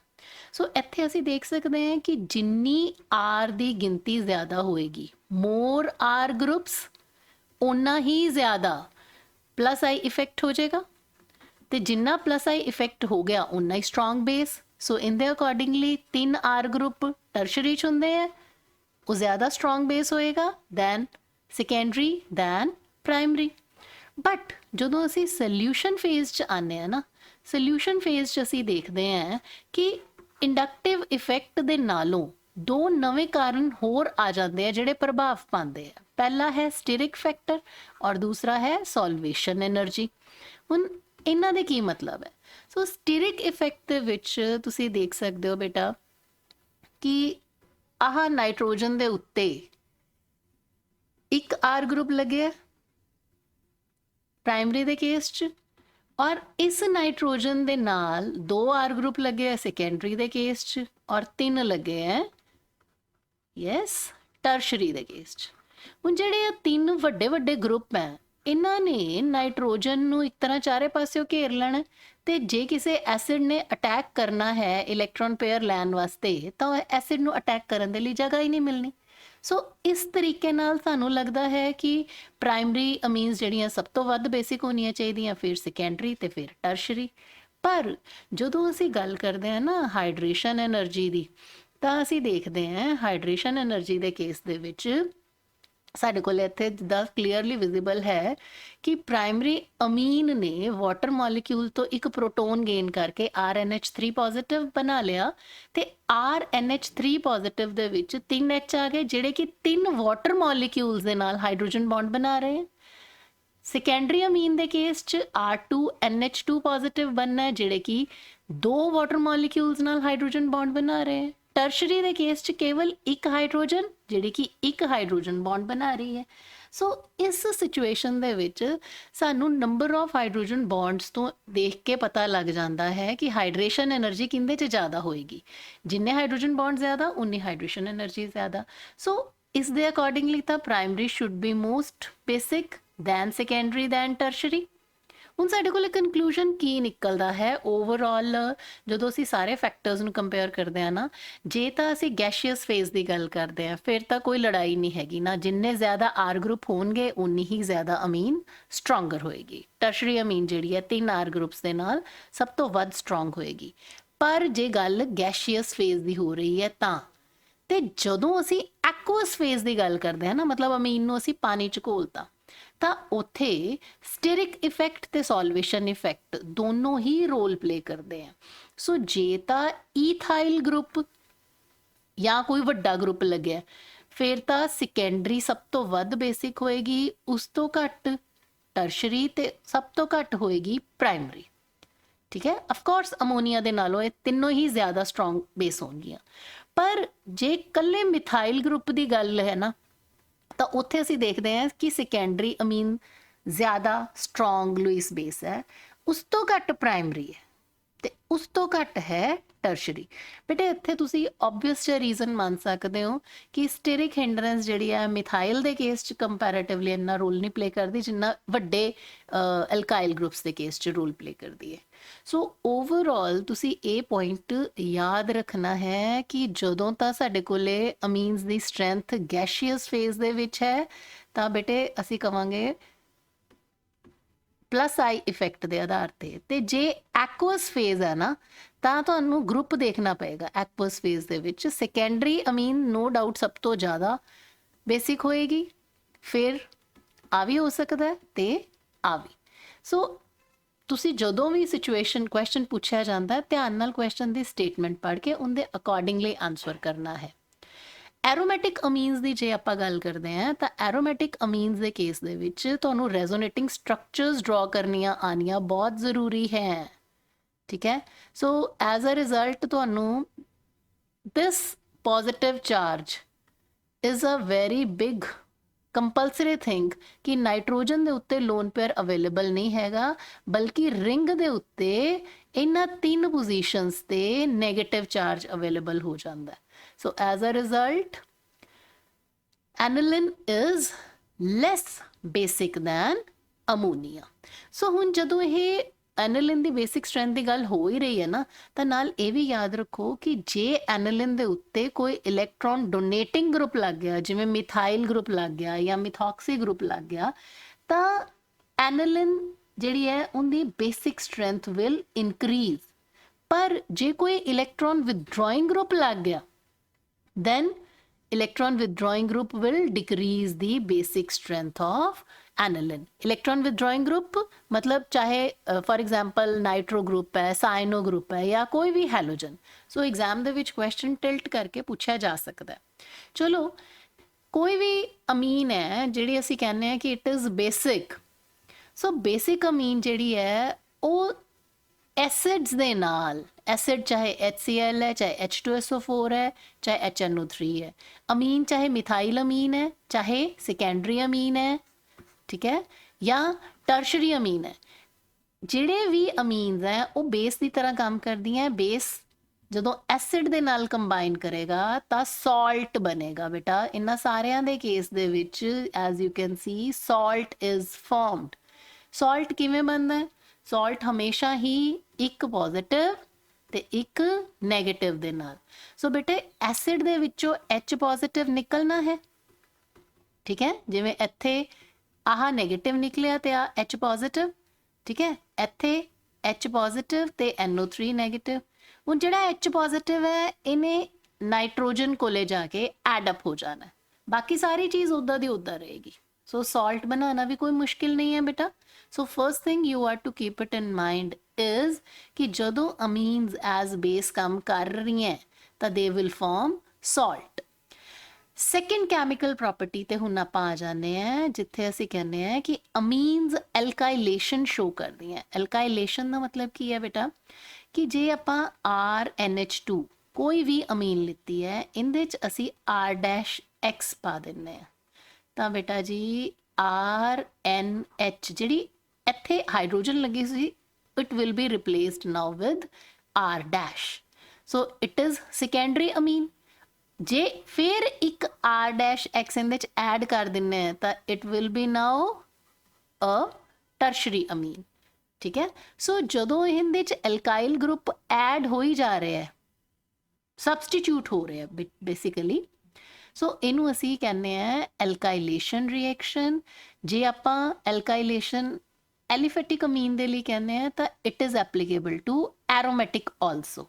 ਸੋ ਇੱਥੇ ਵੀ ਦੋ ਹਾਈਡਰੋਜਨਸ ਦੀ ਥਾਂ ਪਹਿਲਾਂ ਇੱਕ ਦੀ ਥਾਂ ਤੇ ਮਿਥਾਈਲ ਗਰੁੱਪ ਆ ਗਿਆ। ਜਦੋਂ ਅਸੀਂ ਇਹਦੇ 'ਚ ਹੋਰ ਐਡ ਕਰ ਦਿੰਦੇ ਹਾਂ ਇੱਕ ਹੋਰ ਮਿਥਾਈਲ ਆਇਓਡਾਈਡ ਤਾਂ ਹੁਣ ਦੂਜੀ ਹਾਈਡਰੋਜਨ ਦੀ ਥਾਂ ਤੇ ਵੀ ਮਿਥਾਈਲ ਗਰੁੱਪ ਆ ਗਿਆ। ਦੈਨ ਫਰਦਰ ਫਿਰ ਹੀਟ ਅਪ ਕਰਾਂਗੇ, ਇੱਕ ਮਿਥਾਈਲ ਆਇਓਡਾਈਡ ਹੋਰ ਮੋਲੀਕਿਊਲ ਐਡ ਕਰਤਾ ਤਾਂ ਆਪਣੇ ਕੋਲੇ quaternary salt will be formed. Next is acylation. ਜਿਸ ਤਰ੍ਹਾਂ ਆਪਾਂ ਅਮੀਨਸ ਦੇ ਵਿੱਚ ਇਹਨਾਂ ਹਾਈਡਰੋਜਨ ਦੀ ਥਾਂ ਤੇ ਆਰ ਗਰੁੱਪ ਸਬਸਟੀਟਿਊਟ ਕੀਤਾ ਨਾ, ਉਸੇ ਤਰੀਕੇ ਨਾਲ ਜੇ ਅਸੀਂ RCO ਗਰੁੱਪ ਜਿਹਨੂੰ ਅਸੀਂ ਏਸਾਈਲ ਗਰੁੱਪ ਕਹਿੰਦੇ ਆ, ਜੇ ਉਹ ਅਸੀਂ ਇੰਟਰੋਡਿਊਸ ਕਰ ਦਿੰਦੇ ਆ ਬੇਟਾ RNH2 ਯਾਨੀ ਕਿ ਇਹਨਾਂ ਹਾਈਡਰੋਜਨਸ ਦੀ ਥਾਂ ਤੇ ਏਸਾਈਲ ਗਰੁੱਪ ਨੇ ਇੰਟਰੋਡਿਊਸ ਹੋਣਾ ਹੈ। ਤਾਂ product RNH, then this is ARNHCOR and these are acid amides। ਤੇ ਅਸੀਂ ਜਿਹੜਾ ਇਹ RCO ਗਰੁੱਪ ਹੈ ਇਹ ਅਸੀਂ ਕਿੰਦੇ ਕਿੰਦੇ ਤੋਂ ਲਿਆ ਸਕਦੇ ਹਾਂ? ਜਦੋਂ ਅਸੀਂ RCOCl ਨਾਲ ਰਿਐਕਟ ਕਰਾਵਾਂਗੇ ਅਮੀਨ ਨੂੰ, ਜਾਂ ਅਸੀਂ ਐਸਿਡ ਐਨਹਾਈਡਰਾਈਡ ਦੇ ਨਾਲ ਜਦੋਂ ਰਿਐਕਟ ਕਰਾਵਾਂਗੇ ਤਾਂ ਅਸੀਂ ਅਮੀਨ ਦੀਆਂ H ਦੀ ਥਾਂ ਤੇ RCO ਗਰੁੱਪ ਲਗਾ ਕੇ ਐਸਿਡ ਐਮਾਈਡ ਬਣਾਵਾਂਗੇ। ਨੈਕਸਟ ਆ ਜਾਂਦੇ ਆ ਹੁਣ ਆਪਣੇ ਕੋਲੇ ਬੈਂਜ਼ੋਇਲ ਗਰੁੱਪ ਜੇ ਅਸੀਂ ਇੰਟਰੋਡਿਊਸ ਕਰਾਣਾ ਤਾਂ ਜਿਹਨੂੰ ਅਸੀਂ ਕਹਿ ਦਿੰਦੇ ਆ ਬੈਂਜ਼ੋਇਲੇਸ਼ਨ।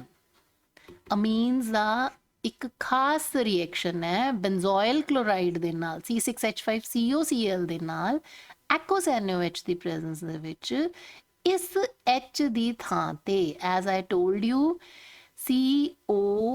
C6H5 benzoyl group, this group is introduced and in the नाम की बनेगा benzaamide।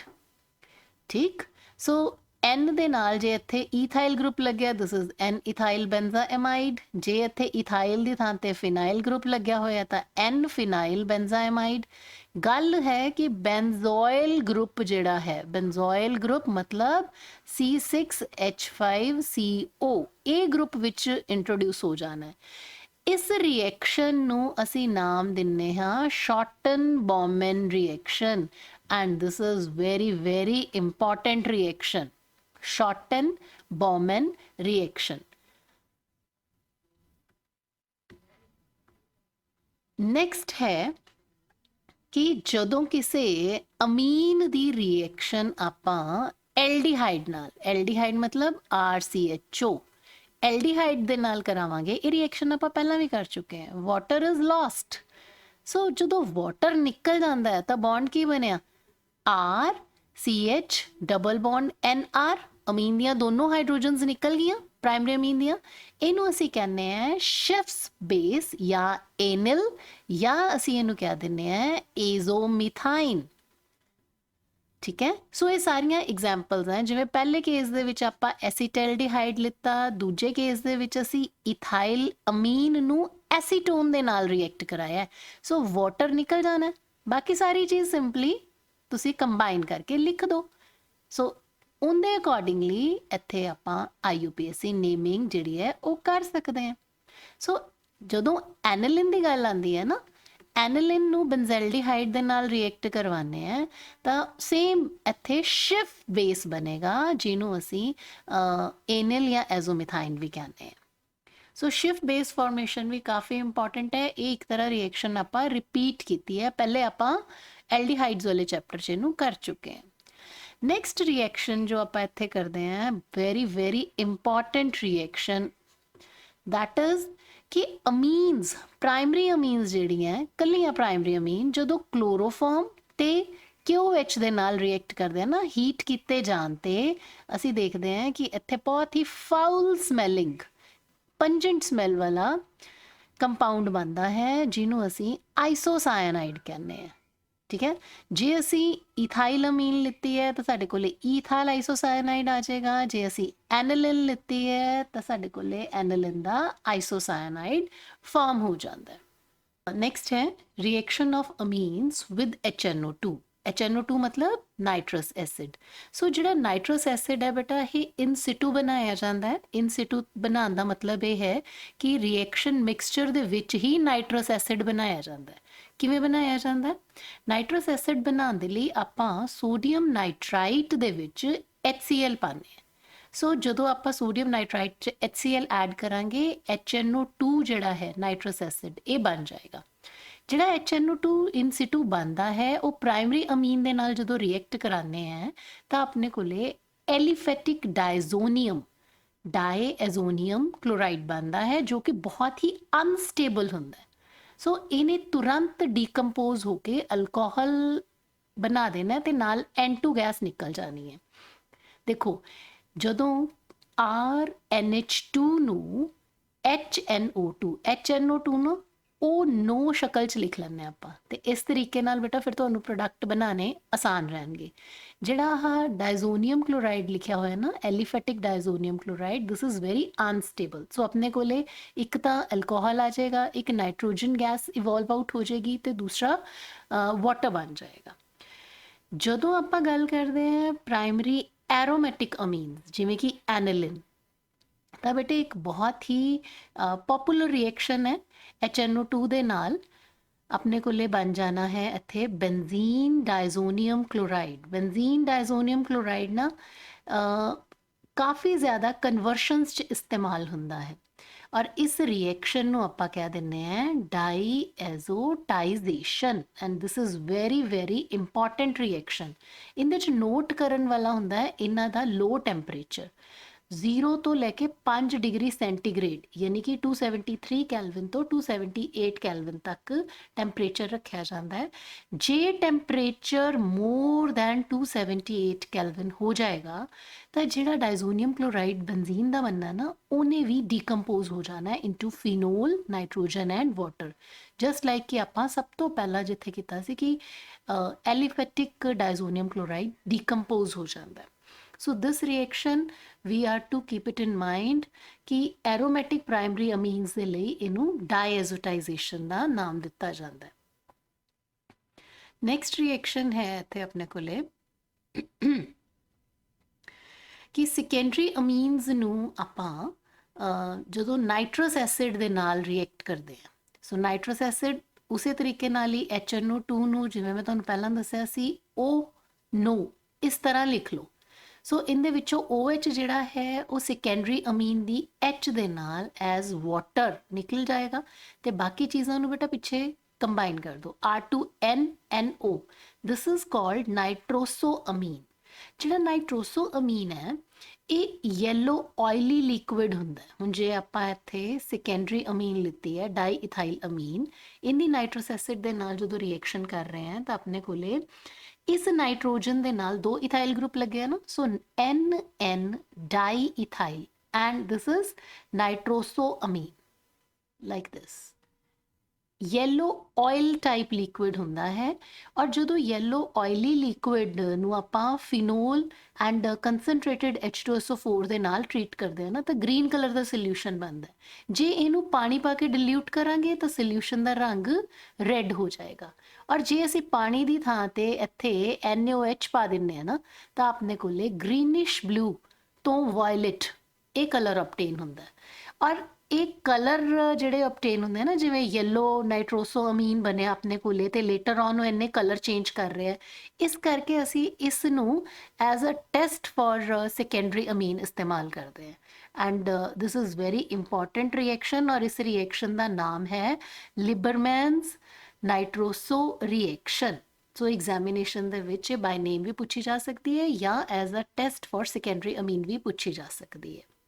ਨੈਕਸਟ ਹੈ ਟਰਸ਼ਰੀ ਅਮੀਨਸ ਜਿਹੜੀਆਂ ਉਹ HNO2 ਦੇ ਨਾਲ ਕਿਵੇਂ ਰਿਐਕਟ ਕਰਦੀਆਂ ਸਲੋਲੀ ਰਿਐਕਟ ਕਰਦੀਆਂ ਪਹਿਲਾਂ ਤਾਂ ਨਾਈਟਰਾਈਟ ਸਾਲਟ ਬਣੇਗਾ ਐਜ਼ ਸੱਚ ਟਰਸ਼ਰੀ ਅਮੀਨ ਦੇ ਵਿੱਚ HNO2 ਸਿੰਪਲ ਕੰਬੀਨੇਸ਼ਨ ਦਿਖਾਏਗਾ ਨਾਈਟਰਾਈਟ ਸਾਲਟ ਦੀ ਫਾਰਮ 'ਚ ਜੇ ਇਹਨੂੰ ਆਪਾਂ ਵਾਰਮ ਕਰਦੇ ਹਾਂ ਤਾਂ ਇਹ ਨਾਈਟ੍ਰੋਸੋ ਅਮੀਨ ਬਣਾਉਂਦਾ ਠੀਕ and alcohol is produced. So next ਜਿਹੜੀ ਆਪਣੇ ਕੋਲੇ ਰਿਐਕਸ਼ਨ ਆਉਂਦੀ ਹੈ ਅਮੀਨਸ ਦੀ ਦੈਟ ਇਜ਼ ਰਿਐਕਸ਼ਨ ਵਿਦ ਗ੍ਰਿਗਨਾਰਡ ਰੀਏਜੈਂਟ ਜਦੋਂ ਵੀ ਪ੍ਰਾਇਮਰੀ ਅਮੀਨ ਜਾਂ ਸੈਕੰਡਰੀ ਅਮੀਨ RMGX ਦੇ ਨਾਲ ਰਿਐਕਟ ਕਰਨਗੀਆਂ ਨਾ RMGX ਵਾਲਾ ਜਿਹੜਾ ਪਾਰਟ ਹੈ ਇਹਦੇ ਚੋਂ R ਨੇ ਅਮੀਨ ਦੇ ਕੋਲੋਂ H ਲੈ ਕੇ ਐਲਕੇਨ ਬਣਾ ਦੇਣਾ ਠੀਕ ਹੈ। ਸੋ ਇਸ ਰਿਐਕਸ਼ਨ ਦੀ ਖਾਸੀਅਤ ਇਹ ਹੈ ਕਿ ਟਰਸ਼ਰੀ ਅਮੀਨਸ ਇਹਦੇ 'ਚ ਰਿਐਕਟ ਨਹੀਂ ਕਰਦੀਆਂ ਕਿਉਂਕਿ ਉਹਨਾਂ ਦੇ ਵਿੱਚ ਕੋਈ ਐਕਟਿਵ ਹਾਈਡਰੋਜਨ ਐਟਮ ਹੀ ਨਹੀਂ ਹੈ। ਟਰਸ਼ਰੀ ਅਮੀਨ ਮਤਲਬ R3N ਹੈ ਨਾ ਇਹਦੇ ਕੋਲ ਇੱਥੇ ਕੋਈ ਵੀ ਹਾਈਡਰੋਜਨ ਹੈ ਹੀ ਨਹੀਂ ਸੋ ਐਕਟਿਵ ਹਾਈਡਰੋਜਨ ਨਾ ਹੋਣ ਕਰਕੇ RMGX ਨਾਲ ਰਿਐਕਟ ਨਹੀਂ ਕਰਦਾ। ਇੱਕ ਵਾਰੀ ਫਿਰ ਆਪਾਂ ਦੇਖਦੇ ਹਾਂ ਕਿ RMGX ਤੋਂ ਐਲਕੇਨ ਕਿਵੇਂ ਬਣਦੀ ਹੈ ਅਮੀਨ ਦੀ ਮਦਦ ਦੇ ਨਾਲ। So this is RMGX R dash ਇੱਥੇ ਲਿੱਤਾ ਹੋਇਆ ਸੋ ਇਸ R ਦੇ ਨਾਲ ਅਮੀਨ ਤੋਂ ਐਕਟਿਵ ਹਾਈਡਰੋਜਨ ਆ ਜਾਣੀ ਹੈ ਸੋ ਐਲਕੇਨ ਬਣ ਜਾਣਾ ਹੈ। ਕੋਰਸਪੋਂਡਿੰਗਲੀ ਤੁਸੀਂ ਮਤਲਬ ਇਹ ਯਾਦ ਰੱਖਣਾ ਹੈ ਚਾਹੇ ਅਮੀਨ ਪ੍ਰਾਇਮਰੀ ਹੈ ਚਾਹੇ ਸੈਕੰਡਰੀ ਹੈ ਜਿਹੜੀ R ਗ੍ਰਿਗਨਾਰਡ ਰੀਏਜੈਂਟ ਦੇ ਵਿੱਚ ਹੈ ਉਹਦੇ ਕੋਰਸਪੋਂਡਿੰਗ ਹੀ ਅਲਕੇਨ ਬਣੇਗਾ। So this point should never be confused. Next is very important ਜਿਹਨੂੰ ਅਸੀਂ ਹਿੰਜ਼ਬਰਗ ਰੀਏਜੈਂਟ ਕਹਿੰਦੇ ਹਾਂ ਔਰ ਇਹ ਪ੍ਰਾਇਮਰੀ ਸੈਕੰਡਰੀ ਟਰਸ਼ਰੀ ਤਿੰਨੋਂ ਤਰ੍ਹਾਂ ਦੀ ਅਮੀਨਸ ਦੀ ਡਿਸਟਿੰਕਸ਼ਨ ਵਾਸਤੇ ਬੇਟਾ ਇਸਤੇਮਾਲ ਕੀਤਾ ਜਾਂਦਾ ਹੈ ਇਸ ਲਈ ਇਹ ਬਹੁਤ ਹੀ ਇੰਪੋਰਟੈਂਟ ਰਿਐਕਸ਼ਨ ਹੈ ਔਰ ਆਸਾਨ ਵੀ ਬਹੁਤ ਹੈ। So distinction between primary secondary tertiary amine ਕਿਵੇਂ ਕਰਦੇ ਆਪਾਂ ਇਹਦੇ ਵਿੱਚ ਕੀ ਹੁੰਦਾ ਹੈ ਕਿ ਬੈਂਜ਼ੀਨ ਸਲਫੋਨਾਈਲ ਕਲੋਰਾਈਡ ਜਿਹਨੂੰ ਹਿੰਜ਼ਬਰਗ ਰੀਏਜੈਂਟ ਕਹਿੰਦੇ ਆ ਦਿਸ ਇਜ਼ ਬੈਂਜ਼ੀਨ ਸਲਫੋਨਾਈਲ ਕਲੋਰਾਈਡ ਇਸ ਕਲੋਰੀਨ ਗਰੁੱਪ ਨੇ H ਦੇ ਨਾਲ ਰਿਮੂਵ ਹੋ ਜਾਣਾ ਔਰ ਬਾਕੀ ਜੋ ਚੀਜ਼ ਹੈ ਉਹਨੂੰ ਆਪਾਂ ਕੰਬਾਈਨ ਕਰਕੇ ਲਿਖ ਦੇਣਾ ਸੋ ਇਹਦਾ ਨਾਮ ਕੀ ਬਣੇਗਾ ਦਿਸ ਇਜ਼ N ਐਲਕਾਈਲ ਆ ਐਲਕਾਈਲ ਗਰੁੱਪ ਹੋ ਗਿਆ N alkyl this is benzene sulfonamide this is N alkyl benzene sulfonamide so in ਦੀ ਖਾਸੀਅਤ ਕੀ ਹੈ ਕਿ ਜਦੋਂ N alkyl benzene sulfonamide ਜਿਹੜਾ ਪ੍ਰਾਇਮਰੀ ਅਮੀਨ ਤੋਂ ਅਬਟੇਨ ਹੁੰਦਾ ਹੈ ਨਾ ਉਹਦੀ ਖਾਸੀਅਤ ਇਹ ਹੈ ਕਿ ਇਹ ਸੋਲਿਊਬਲ ਹੋ ਜਾਂਦਾ ਹੈ ਅਲਕਲੀ 'ਚ ਘੁਲ ਜਾਂਦਾ ਜੇ ਆਪਾਂ ਇਹਨੂੰ KOH 'ਚ ਡਿਸੋਲਵ ਕਰਾਂਗੇ ਤਾਂ ਇਟ ਵਿਲ ਬੀ ਸੋਲਿਊਬਲ ਪਰ ਜਦੋਂ ਇਹੀ ਰਿਐਕਸ਼ਨ ਆਪਾਂ ਕਰਦੇ ਹਾਂ ਸੈਕੰਡਰੀ ਅਮੀਨ ਦੇ ਕੇਸ ਦੇ ਵਿੱਚ ਅਗੇਨ ਬੈਂਜ਼ੀਨ ਸਲਫੋਨਾਈਲ ਕਲੋਰਾਈਡ ਹਿੰਜ਼ਬਰਗ ਰੀਏਜੈਂਟ ਹੈ ਸੋ ਜਦੋਂ ਸੈਕੰਡਰੀ ਅਮੀਨ ਦੇ ਨਾਲ ਕਰਾਂਗੇ ਇੱਥੋਂ ਦੀ ਆ HCl ਰਿਮੂਵ ਹੋ ਗਿਆ ਬਾਕੀ ਚੀਜ਼ ਨੂੰ ਆਪਾਂ ਕੰਬਾਈਨ ਕਰਤਾ ਹੁਣ ਦਿਸ ਇਜ਼ NN ਡਾਈ ਅਲਕਾਈਲ ਇਹ ਚੀਜ਼ ਸਮਝ ਆ ਰਹੀ ਹੈ NN di alkyl this is benzene then sulphonamide ਔਰ ਸੈਕੰਡਰੀ ਅਮੀਨ ਦੇ ਵਿੱਚ ਬੇਟਾ ਇੱਥੇ ਨੋਟ ਕਰਨ ਵਾਲੀ ਗੱਲ ਹੈ ਕਿ ਜੇ ਇਹਨੂੰ ਆਪਾਂ ਫਰਦਰ ਅਲਕਲੀ ਚ ਪਾਉਂਦੇ ਆ ਨਾ it does not dissolve it is insoluble in KOH ਇੱਥੇ ਇਹ ਚੀਜ਼ ਯਾਦ ਰੱਖਣੀ ਹੈ ਕਿ ਪ੍ਰਾਇਮਰੀ ਅਮੀਨ ਦੇ ਕੇਸ ਦੇ ਵਿੱਚ it was soluble but secondary amine ਦੇ ਕੇਸ ਚ this is insoluble in KOH tertiary ਦੇ ਕੇਸ ਚ ਕੀ ਬਣਨਾ ਆਪਣੇ ਕੋਲੇ ਅਗੇਨ ਹਿੰਜ਼ਬਰਗ ਰੀਏਜੈਂਟ ਲਿੱਤਾ benzene sulphonyl chloride tertiary amine ਦੇ ਵਿੱਚ ਕੋਈ ਵੀ एक्टिव हाइड्रोजन नहीं है, जिस करके HCl निकल ही नहीं पाएगा। So there is no reaction in case of tertiary amines. Next ਆ ਜਾਂਦੇ ਹੈ ਕਿ ਪ੍ਰਾਇਮਰੀ ਅਮੀਨਸ ਜਿਹੜੇ ਹੈ ਉਹ ਕਾਰਬਨ ਡਾਈਸਲਫਾਈਡ ਦੇ ਨਾਲ ਕਿਵੇਂ ਰਿਐਕਟ ਕਰਦੇ ਆ। ਸੋ ਕਾਰਬਨ ਡਾਈਸਲਫਾਈਡ ਮਤਲਬ CS2, ਠੀਕ ਹੈ। ਸੋ ਜਿਹੜਾ RNH2 ਹੈ ਇਹਦੇ N ਦੇ ਇਲੈਕਟ੍ਰॉन्स ਨੇ ਜਾ ਕੇ ਕਾਰਬਨ ਦੇ ਉੱਪਰ ਅਟੈਕ ਕਰਨਾ ਹੈ। ਐਜ਼ ਅ ਰਿਜ਼ਲਟ ਆਪਣੇ ਕੋਲੇ ਇੱਥੇ ਡਾਈਥਾਇਓ ਅਲਕਾਈਲ ਕਾਰਬੈਮਿਕ ਐਸਿਡ ਬਣ ਜਾਏਗਾ। ਆਪਾਂ ਫਰਦਰ ਇਹਨੂੰ HgCl2 ਦੇ ਨਾਲ ਹੀਟ ਅਪ ਕਰਦੇ ਆ ਤਾਂ ਸਾਡੇ ਕੋਲੇ ਤਿੰਨੋਂ ਥਾਵਾਂ ਤੋਂ, ਨਾਈਟ੍ਰੋਜਨ ਤੋਂ ਵੀ ਤੇ ਸਲਫਰ ਤੋਂ ਵੀ, ਦੋਨੋਂ ਥਾਵਾਂ ਤੋਂ ਹਾਈਡਰੋਜਨ ਰਿਮੂਵ ਹੋ ਜਾਂਦੀ ਹੈ, ਡਬਲ ਬੌਂਡਸ ਆ ਜਾਂਦੇ and this is what alkyl. ਬੇਟਾ ਇਹ ਆਈਸੋਸਾਇਆਨੇਟ ਨਹੀਂ ਹੈ, ਆਈਸੋਸਾਇਆਨੇਟ ਦੀ ਬਜਾਏ this is isothiocyanate. This point is to be remembered. ਆਮ ਤੌਰ ਤੇ ਨਾ ਜਦੋਂ ਅਸੀਂ CN ਲਿਖਦੇ ਹਾਂ ਦਿਸ ਇਜ਼ ਸਾਇਆਨਾਈਡ, ਜਦੋਂ NC ਲਿਖ ਦਿੰਦੇ ਹਾਂ ਦਿਸ ਇਜ਼ ਆਈਸੋਸਾਇਆਨੇਟ, ਆਈਸੋਸਾਇਆਨਾਈਡ ਕਹਿ ਦਿੰਦੇ ਹਾਂ। ਔਰ ਜਦੋਂ ਅਸੀਂ NCS this is isothiocyanate, thio word ਜਿਹੜਾ ਸਲਫਰ ਦੇ ਲਈ ਆ ਗਿਆ। So alkyl isothiocyanate plus HGS and HCl। ਔਰ ਇਸ ਰਿਐਕਸ਼ਨ ਨੂੰ ਹੌਫਮੈਨ ਮਸਟਰਡ ਆਇਲ ਰਿਐਕਸ਼ਨ ਕਿਹਾ ਜਾਂਦਾ ਹੈ and this is used as a test for primary amines. ये दोनों पॉइंट बहुत ही इंपॉर्टेंट हैं। हॉफमैन मस्टर्ड ऑयल रिएक्शन एक नेम्ड रिएक्शन है जो प्राइमरी अमीन जिहड़ी है वो कार्बन डाईसल्फाइड दे नाल रिएक्ट करती है, डाईथायो अल्काइल कार्बैमिक एसिड बनता है जिंदे तो अगे अल्काइल आइसोथायोसाइनेट बनता है। सो ये प्राइमरी अमीन्स दी टेस्ट लई वरती जाती है। हुण आ जांदियां अपने कोले एनिलिन ਦੀਆਂ रिएक्शनस जिन्हां 'ਚ ਆਪਾਂ ਸਭ ਤੋਂ ਪਹਿਲੇ ਕਰਦੇ ਹਾਂ ਇਲੈਕਟ੍ਰੋਫਿਲਿਕ ਸਬਸਟੀਟਿਊਸ਼ਨ ਰਿਐਕਸ਼ਨ। ਬੇਟਾ ਇੱਕ ਪੁਆਇੰਟ ਮੈਂ ਤੁਹਾਨੂੰ before I start with the reactions ਤੁਹਾਨੂੰ ਇਹ ਚੀਜ਼ ਮੈਂ ਯਾਦ ਕਰਵਾ ਦਵਾਂ ਕਿ ਐਨਿਲਿਨ ਦੀ ਨਾਈਟ੍ਰੋਜਨ ਦੇ ਕੋਲੇ ਜਿਹੜੇ ਇਲੈਕਟ੍ਰੋਨ ਹੈ they participate in resonance of benzene ring. ਤਾਂ ਰਿਜ਼ਲਟਿੰਗਲੀ ਇੱਥੇ ਡਬਲ ਬੌਂਡ ਆ ਗਿਆ, ਠੀਕ ਹੈ। ਔਰ ਰਿੰਗ ਦੇ ਕੋਲੇ ਇਹਨਾਂ ਤਿੰਨ ਪੋਜੀਸ਼ਨਸ ਤੇ ਆਰਥੋ ਔਰ ਪੈਰਾ ਪੋਜੀਸ਼ਨਸ ਤੇ ਨੈਗੇਟਿਵ ਚਾਰਜ ਆ ਜਾਂਦਾ ਹੈ। ਤਾਂ ਐਜ਼ ਅ ਰਿਜ਼ਲਟ ਇਲੈਕਟ੍ਰੋਫਾਈਲ ਨੇ ਇਹਨਾਂ ਤਿੰਨੋਂ ਪੋਜੀਸ਼ਨਸ ਤੇ ਅਟੈਕ ਕਰ ਦੇਣਾ। ਐਜ਼ ਵੀ ਕੈਨ ਸੀ ਬ੍ਰੋਮੀਨੇਸ਼ਨ ਦੇ ਕੇਸ 'ਚ ਐਨਿਲਿਨ ਤੋਂ ਆਪਣੇ ਕੋਲੇ 2,4,6 ਟ੍ਰਾਈਬ੍ਰੋਮੋ ਐਨਿਲਿਨ ਜਿਹੜੇ ਹੈ ਵਾਈਟ ਪ੍ਰੈਸੀਪਿਟੇਟ ਇਹਦੇ ਅਬਟੇਨ ਹੋ ਜਾਂਦੇ ਆ and this is important test for aniline, ਠੀਕ ਹੈ। ਹੁਣ ਮੰਨ ਲਓ ਜੇ ਅਸੀਂ ਤਿੰਨ ਸਬਸਟੀਟਿਊਸ਼ਨ ਬ੍ਰੋਮੀਨ ਦੀ ਸਾਨੂੰ ਨਹੀਂ ਚਾਹੀਦੀ, ਸਾਨੂੰ ਮੋਨੋ ਬ੍ਰੋਮੀਨੇਸ਼ਨ ਚਾਹੀਦੀ ਹੈ, ਤਾਂ ਉਦੋਂ ਅਸੀਂ ਕੀ ਕਰਦੇ ਹਾਂ ਪਹਿਲਾਂ ਐਨਿਲਿਨ ਨੂੰ ਐਸੀਟਿਕ ਐਨਹਾਈਡਰਾਈਡ ਨਾਲ ਟਰੀਟ ਕਰਦੇ ਹਾਂ। ਜਦੋਂ ਐਸੀਟਿਕ ਐਨਹਾਈਡਰਾਈਡ ਨਾਲ ਟਰੀਟ ਕਰਾਂਗੇ ਤਾਂ ਐਨਿਲਿਨ ਦੀ ਇੱਕ H ਦੀ ਥਾਂ ਤੇ COCH3 ਗਰੁੱਪ ਆ ਜਾਏਗਾ। NHCOCH3 ਹੈ ਨਾ ਜਿਹੜਾ, ਇਹ ਰਿੰਗ ਨੂੰ ਡੀਐਕਟੀਵੇਟ ਕਰਦਾ ਹੈ। NH2 ਗਰੁੱਪ ਨੇ ਤਾਂ ਰਿੰਗ ਨੂੰ ਐਕਟੀਵੇਟ ਕਰਤਾ ਸੀ, ਨੈਗੇਟਿਵ ਪੋਜੀਸ਼ਨਸ ਆ ਗਈਆਂ ਸੀ ਇੱਥੇ। बट NHCOCH3 है ना जिहड़ा this is deactivating for ring. So as a result साडे कोले मोनो सबसटीट्यूटेड ब्रोमीनेशन होएगी।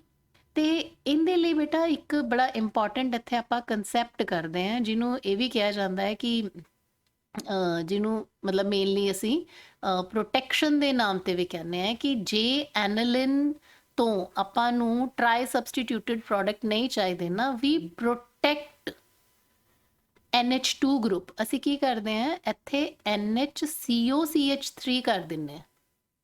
ਸੋ ਇਹਦੇ ਨਾਲ ਪ੍ਰੋਟੈਕਸ਼ਨ ਹੋ ਜਾਂਦੀ ਹੈ, ਰਿੰਗ ਜਿਹੜੀ ਹੈ ਸਾਰੀਆਂ ਥਾਵਾਂ ਤੇ ਐਕਟੀਵੇਟ ਨਹੀਂ ਹੁੰਦੀ, ਠੀਕ ਹੈ। ਸੋ ਐਜ਼ ਅ ਰਿਜ਼ਲਟ ਸਾਡੇ ਕੋਲੇ ਮੋਨੋ ਸਬਸਟੀਟਿਊਟਡ ਪ੍ਰੋਡਕਟ ਜਿਹੜੇ ਆ ਉਹ ਅਬਟੇਨ ਹੁੰਦੇ ਆ। ਇੱਥੇ word protection of benzene ring ਇਹ ਕਾਫੀ ਇੰਪੋਰਟੈਂਟ ਆ ਜਾਂਦਾ ਹੈ, ਇਹਨੂੰ ਯਾਦ ਰੱਖਣਾ। ਸੋ ਨੈਕਸਟ ਬ੍ਰੋਮੀਨੇਸ਼ਨ ਦੇ ਬਾਅਦ ਜਿਹੜੀ ਰਿਐਕਸ਼ਨ ਆਪਣੇ ਕੋਲੇ ਆਉਂਦੀ ਹੈ ਦੈਟ ਇਜ਼ ਸਲਫੋਨੇਸ਼ਨ। ਸਲਫੋਨੇਸ਼ਨ ਦੇ ਵਿੱਚ ਅਸੀਂ ਦੇਖਦੇ ਹਾਂ ਕਿ ਐਨਿਲਿਨ ਦੀ ਜਦੋਂ ਅਸੀਂ H2SO4 ਦੇ ਨਾਲ ਰਿਐਕਸ਼ਨ ਕਰਦੇ ਹਾਂ ਤਾਂ ਆਪਣੇ ਕੋਲੇ ਐਨਿਲੀਨੀਅਮ ਹਾਈਡਰੋਜਨ ਸਲਫੇਟ HSO4 ਇਹ ਚੀਜ਼ ਜਿਹੜੀ ਹੈ ਨੈਗੇਟਿਵ ਫਾਰਮ ਦੇ ਵਿੱਚ ਔਰ ਇੱਕ H ਪੋਜ਼ਿਟਿਵ NH2 ਦੇ ਉੱਪਰ। So NH3 positive HSO4, this is anilinium hydrogen sulphate.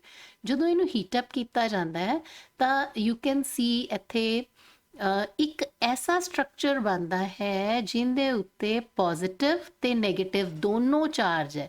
ਇਸ ਤਰ੍ਹਾਂ ਦੇ ਆਇਨ ਨੂੰ ਕਿਹਾ ਜਾਂਦਾ ਹੈ zwitter ion. One more very important reaction is nitration of aniline.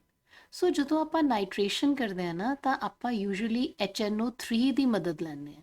ਜਦੋਂ ਐਨਿਲਿਨ ਦੀ HNO3 ਦੇ ਨਾਲ ਆਪਾਂ ਰਿਐਕਸ਼ਨ ਕਰਨੀ ਹੈ ਨਾ ਤਾਂ HNO3 ਨੇ ਐਨਿਲਿਨ ਨੂੰ ਥੋੜਾ ਆਕਸੀਡਾਈਜ਼ ਕਰ ਦੇਣਾ ਹੈ, ਔਰ ਜਦੋਂ ਆਕਸੀਡੇਸ਼ਨ ਹੁੰਦੀ ਹੈ ਤਾਂ ਡਿਫਰੈਂਟ ਪ੍ਰੋਡਕਟਸ ਬਣਦੇ ਹੈ। ਐਨਿਲਿਨ ਨੇ ਰਿਐਕਸ਼ਨ ਐਸਿਡਿਕ ਮੀਡੀਅਮ ਦੇ ਵਿੱਚ ਜਾ ਕੇ NH3 ਪੋਜ਼ਿਟਿਵ ਬਣਾਉਣਾ because aniline acts as a base. So ਇਹਦੇ ਵਿੱਚ ਜਦੋਂ NH3 ਪੋਜ਼ਿਟਿਵ ਬਣ ਜਾਂਦਾ ਨਾ, this is meta directing, meta positions ਤੇ ਨਾਈਟਰੋ ਗਰੁੱਪ ਜਾ ਕੇ ਅਟੈਚ ਹੋ ਜਾਏਗਾ। ਔਰ ਅਗਰ ਅਸੀਂ ਐਨਿਲਿਨ ਦੀ ਪ੍ਰੋਟੈਕਸ਼ਨ ਕਰ ਦਿੰਦੇ ਹਾਂ ਤਾਂ ਸਾਡੇ ਕੋਲੇ ਫਿਰ ਪੈਰਾ ਪੋਜੀਸ਼ਨ ਤੇ ਪ੍ਰੋਡਕਟ ਜਿਹੜਾ ਹੈ ਮੋਨੋ ਸਬਸਟੀਟਿਊਟਡ ਉਹ ਆਬਟੇਨ ਹੁੰਦਾ। ਸੋ ਇਹ ਰਿਐਕਸ਼ਨ ਆਪਣੇ ਆਪ 'ਚ ਇਸ ਕਰਕੇ ਖਾਸ ਹੈ ਕਿਉਂਕਿ ਇਹਦੀ ਯੀਲਡ ਜੇ ਤੁਸੀਂ ਧਿਆਨ ਨਾਲ ਦੇਖੋ ਨਾ, ਆਰਥੋ ਪ੍ਰੋਡਕਟ ਤਾਂ ਨਾ ਦੇ ਬਰਾਬਰ ਬਣਦਾ ਹੈ ਔਰ ਮੈਟਾ ਪ੍ਰੋਡਕਟ ਜਿਹੜਾ ਹੈ 50% ਦੇ ਅਬਾਊਟ, ਯਾਨੀ ਕਿ 47% ਜਿਹੜਾ ਹੈ ਉਹ ਮੈਟਾ ਪ੍ਰੋਡਕਟ ਬਣਦਾ, ਕਿਉਂਕਿ ਜਿਹੜਾ ਐਨਿਲੀਨੀਅਮ ਆਇਨ ਹੈ ਉਹਨੇ NO2 ਗਰੁੱਪ ਨੂੰ ਮੈਟਾ ਪੋਜੀਸ਼ਨ ਤੇ ਡਾਇਰੈਕਟ ਕਰ ਦੇਣਾ ਹੈ। ਔਰ ਜਿੰਨੀ NH2 ਆਪਾਂ ਪ੍ਰੋਟੈਕਸ਼ਨ ਕਰਕੇ ਇਹਦੀ ਨਾਈਟ੍ਰੇਸ਼ਨ ਕੈਰੀ ਆਊਟ ਕਰਦੇ ਹਾਂ, ਉਸ ਕਰਕੇ ਇਹਦਾ 51% ਦੇ ਅਬਾਊਟ ਪੈਰਾ ਪ੍ਰੋਡਕਟ ਜਿਹੜਾ ਹੈ ਉਹ ਆਪਣੇ ਕੋਲੇ ਆਬਟੇਨ ਹੁੰਦਾ। ਚੰਦਾ ਬੇਟਾ ਆਪਣੇ ਕੋਲੇ ਵੈਰੀ ਵੈਰੀ ਇੰਪੋਰਟੈਂਟ ਰਿਐਕਸ਼ਨ ਜਿਹਨੂੰ ਅਸੀਂ ਕਪਲਿੰਗ ਰਿਐਕਸ਼ਨ ਕਹਿੰਦੇ ਆ। ਬੇਟਾ ਇਹ ਜਿੰਨੀ ਮਰਜ਼ੀ ਤੁਸੀਂ ਇਹਦੇ ਅੱਗੇ ਵੈਰੀ ਪਾ ਲਓ, ਇਹ ਰਿਐਕਸ਼ਨ ਆਪਾਂ ਪਹਿਲੇ ਵੀ ਕੀਤੀ ਹੈ ਫਿਨੋਲ ਦੇ ਕੇਸ 'ਚ। ਸੋ ਅਗੇਨ ਬੈਂਜ਼ੀਨ ਡਾਇਜ਼ੋਨੀਅਮ ਕਲੋਰਾਈਡ ਲਿੱਤਾ ਆਪਾਂ ਇੱਥੇ। ਬੈਂਜ਼ੀਨ ਡਾਇਜ਼ੋਨੀਅਮ ਕਲੋਰਾਈਡ ਨੇ ਜਦੋਂ ਐਨਿਲਿਨ ਦੇ ਨਾਲ ਰਿਐਕਟ ਕਰਨਾ ਹੈ ਤਾਂ HCl ਜਿਹੜਾ ਇੱਥੋਂ ਦੀ ਬਾਹਰ ਨਿਕਲ ਜਾਏਗਾ ਔਰ ਆਪਣੇ ਕੋਲੇ ਡਾਈ ਐਜ਼ੋ ਅਮੀਨੋ ਬੈਂਜ਼ੀਨ ਬਣ ਜਾਏਗੀ। ਰੀਅਰੇਂਜਮੈਂਟ ਤੇ ਜਿਹੜਾ ਆਹ NH ਗਰੁੱਪ ਹੈ ਨਾ, ਇਹਨੇ ਆਪਣੀ ਪੈਰਾ ਪੋਜੀਸ਼ਨ ਤੇ ਲੈ ਲੈਣ ਤੇ ਪੈਰਾ ਅਮੀਨੋ ਐਜ਼ੋਬੈਂਜ਼ੀਨ ਆਪਣੇ ਕੋਲੇ ਮੇਜਰ ਪ੍ਰੋਡਕਟ ਬਣ ਜਾਏਗੀ ਐਂਡ ਦਿਸ ਇਜ਼ ਅ ਡਾਈ। ਸੋ ਇਸ ਰਿਐਕਸ਼ਨ ਨੂੰ ਬੇਟਾ ਆਪਾਂ ਕਪਲਿੰਗ ਰਿਐਕਸ਼ਨ ਕਹਿੰਦੇ ਆ ਔਰ ਐਰੋਮੈਟਿਕ ਅਮੀਨਸ ਵਾਸਤੇ ਇਹ ਇੱਕ ਡਿਸਟਿੰਗੁਇਸ਼ਿੰਗ ਟੈਸਟ ਵੀ ਹੁੰਦੀ ਹੈ। ਸੋ ਹੁਣ ਲਾਸਟ ਦੇ ਵਿੱਚ ਆਪਣੇ ਕੋਲੇ ਸਕਰੀਨ ਤੇ ਤੁਸੀਂ ਦੇਖ ਸਕਦੇ ਹੋ ਕਿ ਕੁਝ ਕਰੈਕਟਰਿਸਟਿਕ ਰਿਐਕਸ਼ਨਸ ਹੈ ਜਿਨ੍ਹਾਂ ਦੀ ਮਦਦ ਨਾਲ ਅਸੀਂ ਪ੍ਰਾਇਮਰੀ, ਸੈਕੰਡਰੀ, ਟਰਸ਼ਰੀ ਅਮੀਨਸ 'ਚ ਡਿਸਟਿੰਗੁਇਸ਼ ਕਰ ਸਕਦੇ ਹਾਂ, ਜਿਨ੍ਹਾਂ ਵਿੱਚੋਂ ਦੀ ਪਹਿਲੀ ਹੈ ਨਾਈਟਰਸ ਐਸਿਡ ਦੇ ਨਾਲ ਰਿਐਕਸ਼ਨ। ਸੋ ਨਾਈਟਰਸ ਐਸਿਡ ਜਿਵੇਂ ਮੈਂ ਤੁਹਾਨੂੰ ਪਹਿਲਾਂ ਵੀ ਦੱਸ ਚੁੱਕੀ ਹਾਂ ਕਿ ਇਹ ਹਮੇਸ਼ਾ ਇਨ ਸਿਟੂ ਬਣਾਇਆ ਜਾਂਦਾ ਹੈ। ਇਨ ਸਿਟੂ ਬਣਾਉਣ ਦਾ ਮਤਲਬ ਇਹ ਹੈ ਕਿ ਅਸੀਂ ਰਿਐਕਸ਼ਨ ਮਿਕਸਚਰ 'ਚ HNO2 ਨਹੀਂ ਪਾਵਾਂਗੇ ਬਲਕਿ HNO2 ਰਿਐਕਸ਼ਨ ਮਿਕਸਚਰ ਦੇ ਵਿੱਚ ਹੀ ਬਣਾਵਾਂਗੇ। ਕਿਵੇਂ? NaNO2 ਔਰ HCl ਦੋਨਾਂ ਨੂੰ ਐਡ ਕਰਾਂਗੇ, HNO2 ਬਣ ਜਾਏਗਾ। ਤੇ ਜਦੋਂ HNO2 ਦੀ ਪ੍ਰਾਇਮਰੀ ਅਮੀਨ ਦੇ ਨਾਲ ਰਿਐਕਸ਼ਨ ਕਰਾਵਾਂਗੇ ਤਾਂ N2 ਗੈਸ ਬਾਹਰ ਨਿਕਲਦੀ ਹੈ ਔਰ ਐਲਕੋਹਲਸ ਆਰ ਪ੍ਰੋਡਿਊਸਡ। ਸੈਕੰਡਰੀ ਅਮੀਨਸ ਜਿਹੜੇ ਹੈ ਇਹਦੇ 'ਚ ਯੈਲੋ ਆਇਲਸ ਪ੍ਰੋਡਿਊਸ ਕਰਦੇ ਆ ਨਾਈਟ੍ਰੋਸੋ ਅਮੀਨਸ ਕਰਕੇ। ਸੋ ਇਸ ਰਿਐਕਸ਼ਨ ਦਾ ਨਾਮ ਹੈ ਨਾਈਟ੍ਰੋਸੋ ਲਿਬਰਮੈਨਸ ਨਾਈਟ੍ਰੋਸੋ test. And this is very very important as the individual question. Tertiary amines ਦੇ ਕੇਸ ਦੇ ਵਿੱਚ ਕੀ ਹੁੰਦਾ ਹੈ ਕਿ ਇੱਥੇ ਜਿਹੜੀ ਹੈ ਨਾਈਟ੍ਰੋਸੋ ਅਮੀਨ ਤਾਂ ਬਣਦੀ ਹੈ but very slow. Next reaction ਹੈ ਕਾਰਬਾਈਲ ਅਮੀਨ ਰਿਐਕਸ਼ਨ। ਇਹਦੇ 'ਚ ਪ੍ਰਾਇਮਰੀ ਅਮੀਨਸ ਜਿਹੜੀਆਂ ਕਲੋਰੋਫਾਰਮ ਔਰ KOH ਦੇ ਨਾਲ ਮਿਲ ਕੇ ਕਾਰਬਾਈਲ ਅਮੀਨ ਯਾਨੀ ਕਿ ਆਈਸੋਸਾਇਨੇਟ ਬਣਾਉਂਦੀਆਂ। ਆਈਸੋਸਾਇਨੇਟ ਜਿਹੜੇ ਹੁੰਦੇ ਆ they are foul smelling substances. Secondary amines ਨਹੀਂ ਰਿਐਕਟ ਕਰਦੀਆਂ ਕਲੋਰੋਫਾਰਮ ਤੇ KOH ਨਾਲ, ਟਰਸ਼ਰੀ ਅਮੀਨਸ ਵੀ ਰਿਐਕਟ ਨਹੀਂ ਕਰਦੀਆਂ। then there is acylation reaction, मतलब reaction with acetyl chloride। Primary amines ਤਾਂ ਐਮਾਈਡ ਬਣਾਉਂਦੀਆਂ ਤੇ ਸੈਕੰਡਰੀ ਅਮੀਨਸ ਜਿਹੜੀਆਂ ਉਹ ਵੀ ਐਮਾਈਡ ਤਾਂ ਬਣਾਉਂਦੀਆਂ, ਠੀਕ ਹੈ, ਬਟ ਟਰਸ਼ਰੀ ਅਮੀਨਸ ਇਹਦੇ 'ਚ ਕੋਈ ਐਮਾਈਡ ਨਹੀਂ ਬਣਾਉਂਦੀਆਂ। Now next is the most important test and this is Hinsberg's reagent test. So ਇਹਦੇ 'ਚ ਕੀ ਹੁੰਦਾ ਹੈ ਕਿ ਆਪਣੇ ਕੋਲੇ ਜੋ ਪ੍ਰੋਡਕਟ ਬਣਨਾ ਹੈ ਪ੍ਰਾਇਮਰੀ ਅਮੀਨ ਦੇ ਕੇਸ ਦੇ ਵਿੱਚ that will be soluble in alkali, secondary Amin ਦੇ ਕੇਸ 'ਚ it will be insoluble in alkali, tertiary ਅਮੀਨਸ 'ਚ ਕੋਈ ਰਿਐਕਸ਼ਨ ਹੀ ਨਹੀਂ ਸ਼ੋ ਕਰਦੇ ਹਿੰਸਬਰਗ ਰੀਏਜੈਂਟ ਦੇ ਨਾਲ। ਲਾਸਟ ਇਜ਼ ਐਜ਼ੋਡਾਈਟ ਟੈਸਟ, ਜਿਹੜਾ ਕਿ ਨਾ ਤਾਂ ਸੈਕੰਡਰੀ ਅਮੀਨਸ ਦਿੰਦੀ ਹੈ ਨਾ ਟਰਸ਼ਰੀ। ਪ੍ਰਾਇਮਰੀ ਦੇ ਵਿੱਚੋਂ ਵੀ ਕੇਵਲ ਐਰੋਮੈਟਿਕ ਟੈਸਟ, ਐਰੋਮੈਟਿਕ ਅਮੀਨਸ ਜਿਹੜੀਆਂ ਉਹ ਇਹ ਟੈਸਟ ਦਿੰਦੀਆਂ। So ultimately azo dye test is the most important test, ਜਿਹਦੇ ਨਾਲ ਨਾ ਤਾਂ ਪ੍ਰਾਇਮਰੀ ਸੈਕੰਡਰੀ ਟਰਸ਼ਰੀ ਕੋਈ ਐਲੀਫੈਟਿਕ ਅਮੀਨ ਦੇਗੀ, ਤੇ ਜੇ ਐਰੋਮੈਟਿਕ ਦੀ ਗੱਲ ਕਰੀਏ ਤਾਂ only primary aromatic amines they give color with the azodite test. So I hope students ਕਿ ਤੁਹਾਨੂੰ ਹੁਣ amines ਦਾ ਪੂਰਾ ਪਾਰਟ ਅੱਛੀ ਤਰ੍ਹਾਂ ਸਮਝ ਲੱਗ ਗਿਆ ਹੋਏਗਾ। ਨੋਟਸ ਤੁਸੀਂ ਟੈਲੀਗ੍ਰਾਮ ਚੈਨਲ 'ਚੋਂ ਲੈ ਸਕਦੇ ਹੋ। So thanks for watching.